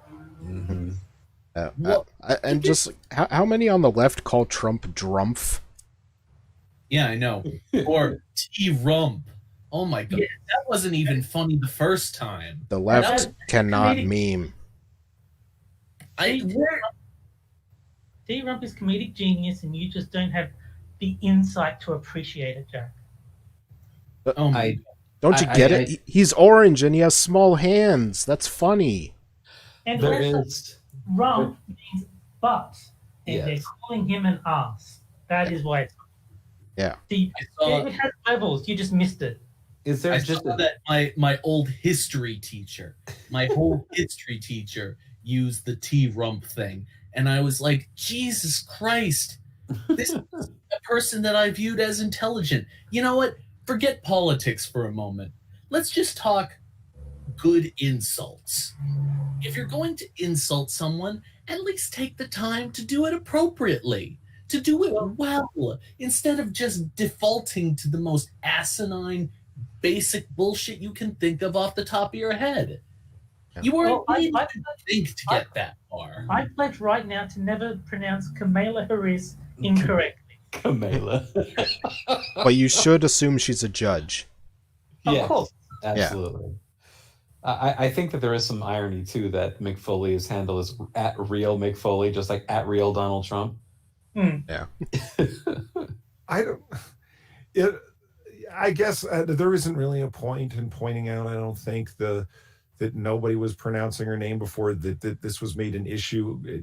Yeah. Strangely enough, the only person who was calling her Kamala that I remember consistently was Tucker Carlson, always calling her Kamala. I'm like, oh, is that how you actually say her name? And that's the way I took it, just kind of like, factor, like, oh shit, it's Kamala, not Kamala? Because everyone was saying Kamala, and it is the pointless thing I was referencing is you could put together a supercut of Rachel Maddow, Don Lemon, Chris Cuomo, all calling her Kamala. You could, and it would be meaningless. Nobody would care, and it wouldn't make a difference. Kamala was the wrestler. That's dead wrestler. James Kamala Harris. So there's 2 Kamala Harrises out there. One's dead. I, for one, think we should take a page from Tucker Carlson's book and call her Harry Camel Toe like she deserves. That's horrifying. It's crazy town to me how obvious it is over time that I think there are certain people that really do sincerely care about the racist microaggressions and so forth, but the sheer breadth of them, no, I think they're using them as a tool. And what makes it that obvious is the shifting of principles. Well, you got Governor Blackface Northam, but he's on the right political side, so it's fine. The Canadian Prime Minister Justin Trudeau and his blackface thing, no, he's on the left. It's fine. But blackface is the worst thing in the world, and it's career destroying unless you're a certain kind of person doing it. And it's whether it's pronouncing someone's name or a microaggression or saying that Baltimore is infested with rats, which quite literally is. Oh, well, obviously Donald Trump was referring to black people when he said that. They're just tools and labels to attack your political enemies. The vast majority of people trading in this currency of PC sin are just doing it as a means of attack, not as an actual means of holding a standard. Because the standard is as malleable as Jesus Christ, as soft plastic. It's the same principle as dog whistles, where you didn't say this, but we know that you think it because you did this small little thing. It's really innocuous. Yeah. It was a nice republic for a while. I really liked it. All right. And it's a democracy. The fuck it is. And on to tweet number 2. Yay. All right. And this is just one connection that Donald Trump and Quippers United has in common. It's a tweet from Sean King. Ice Cube didn't endorse Donald Trump. Period. Never has, never would. Your point? I don't know. It seems like people are up in arms because Ice Cube said something about Trump that wasn't negative. Isn't this white-splaining? I think what it was is Ice Cube was saying, don't just default Democrat, vote for who's actually going to help black people. Like, he wasn't endorsing Trump. He was saying, don't automatically go Democrat, actually vote for whoever you think will help black people. There's more pro-black than pro-Trump. I also think that he's calling Ice Cube out because he never comes onto our streams either. Yeah. Oh, yeah, he doesn't endorse Trump or Quippers United. So and he didn't even do the handle. He didn't do @Ice Cube. He just put an Ice Cube. I don't know. How dare him? All right. Oh, but he's black though, so Sean King is our total black guy. And of course, we need a tweet from Mrs. Krasenstein. Oh my god! Those people still exist? Yeah. Yep. I haven't thought about the Krasensteins in like 3-4 months in an internet time. That's like a couple decades. Well, they both got kicked off Twitter. So, quote unquote, Mrs. Krasenstein, who is totally one of their wives and not them, right, has sprung up in their place. Okay. All right. Fucking Krasenstein's crazy. Okay, so what does Mrs. Krasenstein say? So, fact. Republicans changed the rules to pack the courts when they refused to let Merrick Garland have a hearing. Oh. Instead of getting +1 Supreme Court justice, they are now getting +3. By my count, the Democrats are owed 2 of their own Supreme Court justices to even this out. Go fuck yourself. And she is not very good at math. Yeah. This is why we need more women in STEM. No, we need fewer women in STEM. And Richard Head says Uncle Cube now. Yeah, exactly. Now, yep. All right. I kid. Women are much more intelligent than these eunuchs. And this next one from David Hogg. Yay! Oh god, he's still a thing. Lo-fi hip-hop radio. Beats to register to vote to. MarchForOurLives.com. And I love lo-fi hip-hop. right. Fucking prick. Shut up. But the reason I went with this one is because this is a kid who somehow pulled off the Hello Fellow Kids. Yes. Right. Like, yo, hip-hop is cool to register to vote to.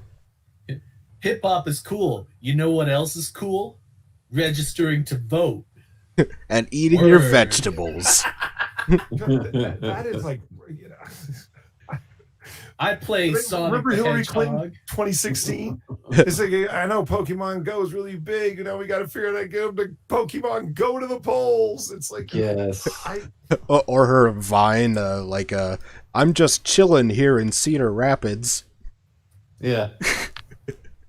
Or the hot sauce. Oh, Yeah. You must not forget the hot sauce. I'm not in no ways tired. Right. And this last one I picked because I actually completely agree with it. It shocked me. Because it's from Tariq Nasheed. Oh, knew yeah. it. I knew it. Jesus, this is the day of people I forgot existed. Yeah. Okay. The plantation minions of the DNC are trying to shame Ice Cube and other black people for taking interest in Trump's policy that mentions Black America. They are trying to deflect from the fact that not only has the Democrats ignored black people, their policies work against us. They do. Yeah, There's a broken clock situation. I mean, Tariq Nasheed said something intelligent. You know, it happens. yeah, I actually completely agree with Tariq Nasheed on this case. To wash your ass. So there's that. Yeah, anal hygiene is very important. Yeah, faithless. You know, even a broken clock. Exactly. Like every now and then, it has to happen. I guess. Shit. Polly, I shit you not. I said broken clock too when I saw that. You can see it. You can see the reply on Twitter. Damn it! All right, and now, Polly, one more thing I had to tell you is that we need to teach boys to feel.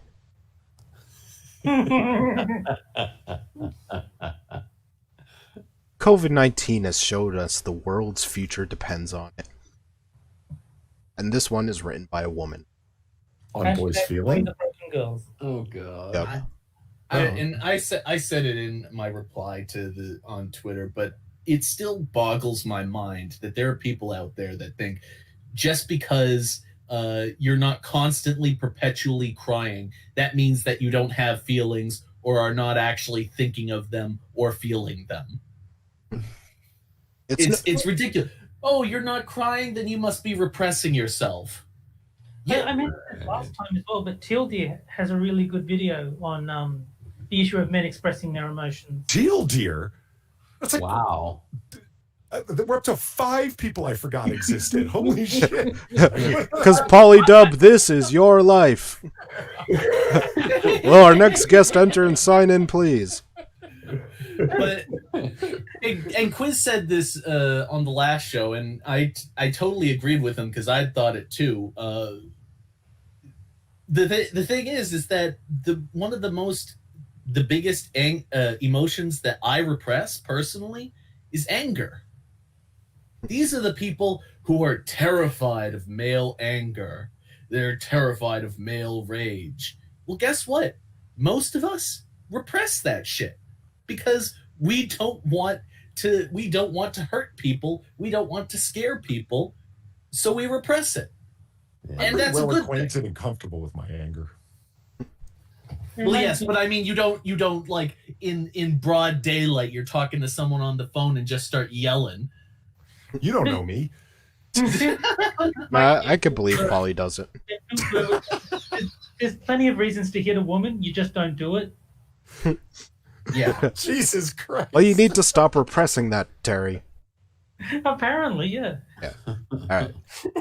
So, it's no coincidence that the countries with women leaders have been far more successful at fighting COVID-19. Jacinda Ardern, Okay. Prime Minister of New Zealand, has been praised for her leadership during this tragic pandemic.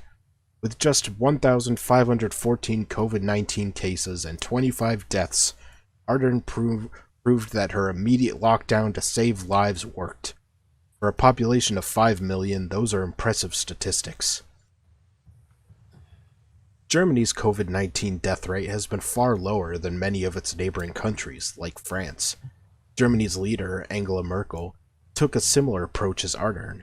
She approached her nation with facts while showing compassion. Her calming message inspired confidence in the German people. Another female leader, Tsai Ing-wen, Bob Johnson, the president of Taiwan. No, that's a woman, dude.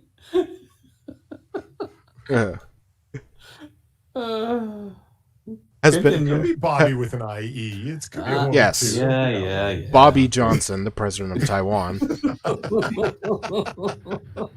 has been praised for her country's success in managing the pandemic. Taiwan's location alone could have made the country a COVID-19 disaster. Despite the odds, Taiwan has only had 7 COVID-19 deaths to date. The country's contact tracing, testing, and advanced electronic healthcare records system all helped contribute to its success. Facts confirm that women leaders have performed better than their male counterparts in dealing with the COVID-19 pandemic. But the question... Let me tell you some other facts here, okay? This is what we call false attribution. This is the perennial joke inside of Logic is I have a tiger repelling amulet. You want to buy it? And it's like, well, how do you know you have a tiger repelling amulet? I've never been attacked by a tiger. It must work. Yeah. It's well, these women leaders are of these countries, and it's like, but by random sorting, you could find any other number of attributable factors to it. Kieverdam brings up Sweden, and it's like, yeah, wouldn't the means by which they dealt with COVID be a more likely causal factor in the outbreak? And Sweden is crazy town in terms of their means of dealing with COVID and their resultant spread of it. They seem to be incommensurate, and there's other places where they. That's the important part. Not having a penis makes you better. Yeah. I mean, you're again. Are you reading off a Medium again? Yeah. Motherfucker. Every one of these articles on Medium says so much more about the author than the subject that they're claiming to speak of. Which is why I like this site. Yeah. And it's like, even just by reading the author's descriptions, it sounds like these people, like, also were very, like, authoritarian in how they dealt with it. Oh, like, yeah, they were. Like, they just shut everything down immediately, you know? It's like... Except for Sweden, where they didn't, and they didn't have the problems. That is one of the confusing things for epidemiologists. When you look at it, it's like, okay, so what is the way to deal with it? Well, these countries did this and they had massive outbreaks. These countries did the exact same things and they had no outbreaks. Well, what the fuck? And it's like, yeah, exactly. What the fuck? Epidemiologists are going to spend the next 50 years trying to make sense of the fucking data in terms of outbreaks and peaks and so on and so forth. But no, let's listen to random self-aggrandizing 6-figure news entertainers and morons over on fucking Medium tell us and explain the genitals were the cause of it all. Fuck off. Well, everyone on the whole what caused the COVID whatever is just is just, what do you call it, Monday morning quarterbacking or whatever you call it. It's not Captain really, Hindsight. Yeah, they don't really know anything about causal effects. And the thing is that it's not just the left that's doing this. It's the people who are talking about, like, two or more factors contributed comorbidity. They're talking about the comorbidity thing. Guess what? We knew that was going to affect old people from the very beginning. We knew that. We also patients in nursing homes. We also know that these things affected people who had prior existing conditions at a much higher rate. Guess what? That does not make the cause of death any less legitimate if COVID was in fact contributing to it. I'm sorry, but if you die from two things and COVID contributed, and it is still a death. And now, we can argue all day about whether or not they actually died of COVID or if they died of getting hit by that car. That's you could have a fucking meteor fall on top of you and have COVID, but COVID killed you. Yeah, but other than that, there are people who are just they're being totally stupid about these arguments, and to me, it's ridiculous. I'm sorry, but people who are more susceptible to dying are going to die more frequently from diseases like this. Yeah, it's like besides Lord of the Rings fans, who goes to New Zealand anyway? You know, and people talk about like multivariate analysis, and it's like, well, yeah, absolutely, there's comorbidity, and it's like, yeah, I understand there's multiple variables that are involved, and they don't take into the only variable that this person's considering is the genitals of the leader. Or what I should say, gender identity of the leader, because not all men have penises. Let's be honest. That is the sole influential factor. Oh, I'm sure it has nothing to do with the population density of New Zealand, where you'll have like a person 20 miles later, a sheep, and then 20 miles later, a person. Like, I mean, come on.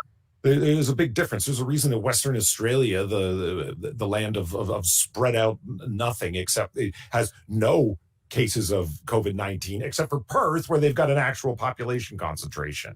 Yeah, I mean, if you took out like New York City and places like that, we'd have a low number too, probably. Yeah, and that's one of the things that really blows my mind is when people say that they control for these factors. Oh, well, we controlled for that. How the hell do you control for that? How do you say how do you say these two totally different, totally disparate population types, one spread out and one is totally concentrated? How do you compare them? It's apples and oranges. It's not only just people's proximity to each other, but it's also behavioral too. Two people who see each other are going to act much more differently than people who are walking side by side in New York City. I don't know. Now, let's find out why. Perhaps it's because women care more about others. During this tragedy, female leaders have been thoughtful and empathetic. Why? Because society taught them to. Taught them to. But no, it could have been. It taught them as well. You see, and there's no comma, so either way. All right. Apparently didn't teach them grammar. What happened to our male leaders? Do male leaders like President Trump and others seriously not give a shit if people live or die? Perhaps, or maybe they're modeling what they think a good leader is. A traditional leader has typically been characterized as someone who's strong, aggressive, and powerful. They don't bow down to their enemies because they could appear weak. We taught them to be this way with society's view of masculinity. Now that the enemy is not another country, but a sickness, where has that left us? You don't scare COVID-19 into submission by refusing to show fear and not wearing a mask. Oh, Jesus. Shut the fuck Hey, I'm up. armed to the teeth, and I haven't been stricken with COVID. Don't tell me that virus ain't scared. Yeah, every time I see a germ, I blow its brains out. Actually, I am one of those people that think that I already got COVID. Yeah, I have no proof for that. That's a total guess. But I'm one of those people that I was feeling sick for a little while, and a day and a half of resting, achy bones, and then I was better. Yeah, I think that was COVID. Taking a random guess there, but I mean, I think that's a fuck ton of people. You'd find out, had it, got over it, you have the antibodies, moving on. I mean, for all we know, all of us have had it. Yeah. Let's see. The only thing that traditional masculine leadership has proved during COVID-19 is choosing not to show fear leads to a higher death rate and increases suffering for all. It's become clear that COVID-19 isn't going away anytime soon. Because you can't have it go soon. What other enemies are lurking in our future? Climate change is another adversary that you can't scare into submission by appearing powerful and aggressive. Gendered messaging we're still forcing upon the youth to stop. As a global society, we need to focus on helping our girls and our boys. Our future depends on a new kind of leadership, one based upon our shared humanity. Glennon Doyle addresses this in her New York Times bestseller, Untamed. In her book, Glennon... yada yada yada. Yeah, I don't care about... Enough of this shit, we're done. Alright. In the early stages of COVID-19, Jacinda Ardern tuned in live after putting her child to bed, told her country that they were going into lockdown. This choice wasn't feminine or masculine, merciful, and it was kind. And kind of authoritarian.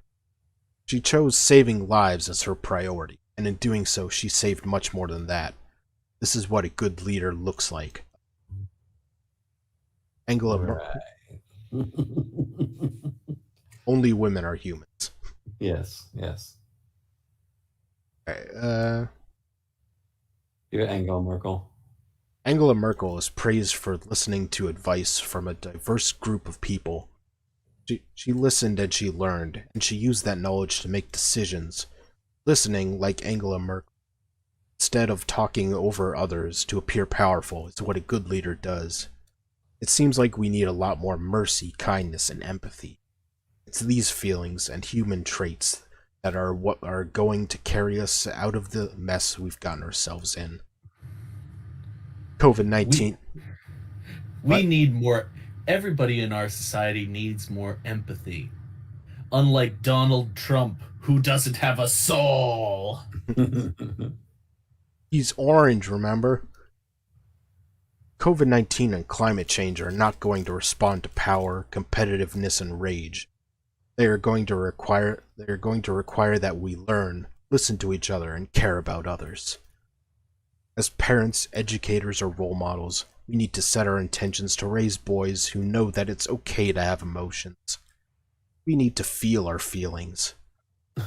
It's okay to show fear, and it's okay to cry. Being quiet and tender are human traits, not feminine characteristics.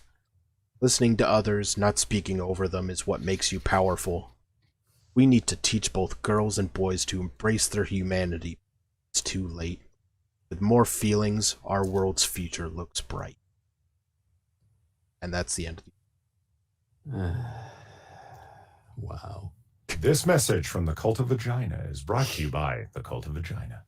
Yeah, that's some dark ass forecasting. That's shit. What, gilded in a silver gold covering? We just need to cry more. That's all we need. Because, for a leader, we don't want them to be stoic and try to figure out the problem. We need them to cry and be empathetic. Yeah, no. I would say just take out the EM part and just say pathetic, because that's what these people are. Next. Is there a next? This is the last article I have for tonight. Oh, thank God. Polly, you want to do another rant before we go? I can find more if you want. No, I can find it. No, You can rant more about how comic book curation was taken off the air last night. I didn't rant about that. I spoke in bafflement. I still don't know. Yeah, it's like we have a producer off camera giving us the stretch symbol,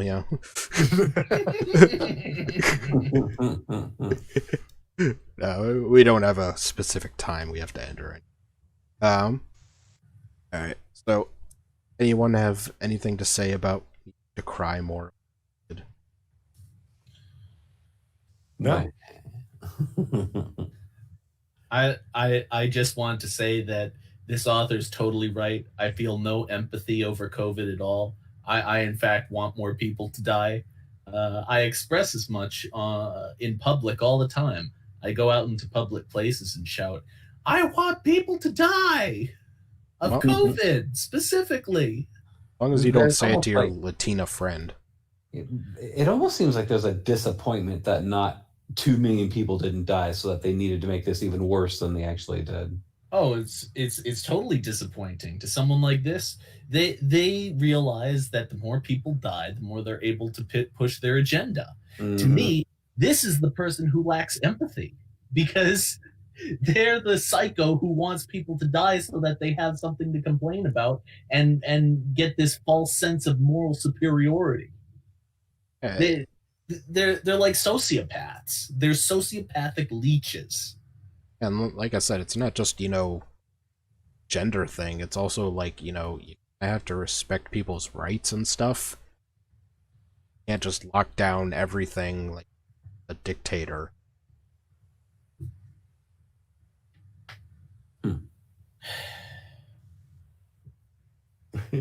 Cue the outro. You guys are killing me, you know that? Alright. So, let's see. It's Shill, my co-host and guest. Let's see. Jack Gunsky has Quippers United on his channel Tuesdays after Lord of the Night. New party pack just came out today, so looking forward to trying out at least one of the games next week. Yep. Let's see. Moonshock, his Streamlabs is linked in the chat and the description to help with the medical business. He's out of a job due to COVID. Yay. Because he doesn't cry enough. No. No, I don't. We try to make him cry for his own good, but it doesn't work. No, sadly. Terry Diamantis, you can find on pretty much any stream on YouTube, but mostly Minions of the Zoo on Delahaye's Nights, United, this show, Under my bed. Yeah. That's what my wife says. He's everywhere. What else, Terry? So, Quip is this, if Delahaye is streaming on Minions, if Johnny Hellcat is streaming, or Hey Camel is streaming. I'll usually be on those. Yeah. And Polydub has comic book curation on Wednesdays when he's not being taken down. Mm-hmm. I think he had it coming. Yeah, well, so did I. I was just hoping no one was going to say it out loud. Yeah. So, yeah, you can and then Noir Bar. Don't forget about Noir Bar. And Noir Bar. Yeah, I know. Yeah, doing one tomorrow night, actually. I'm guesting on Sinatra's AAA stream tomorrow at 5:30 Eastern. May God have mercy on my soul.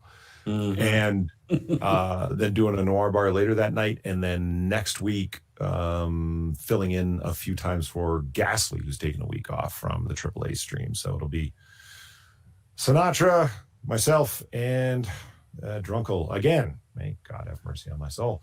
And then Cocktail Hour, which I do with Revo Jones over on her channel. I'm all over the place, man. You're fading.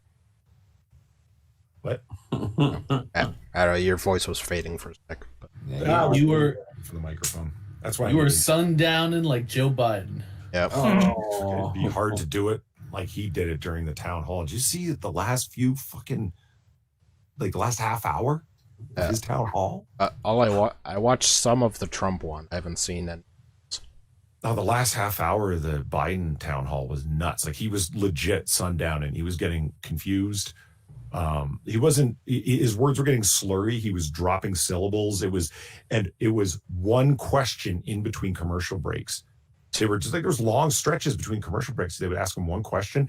They would be like live for like 8 minutes with him answering or something like that. And then they would cut to commercial and they would come back, and it kept happening.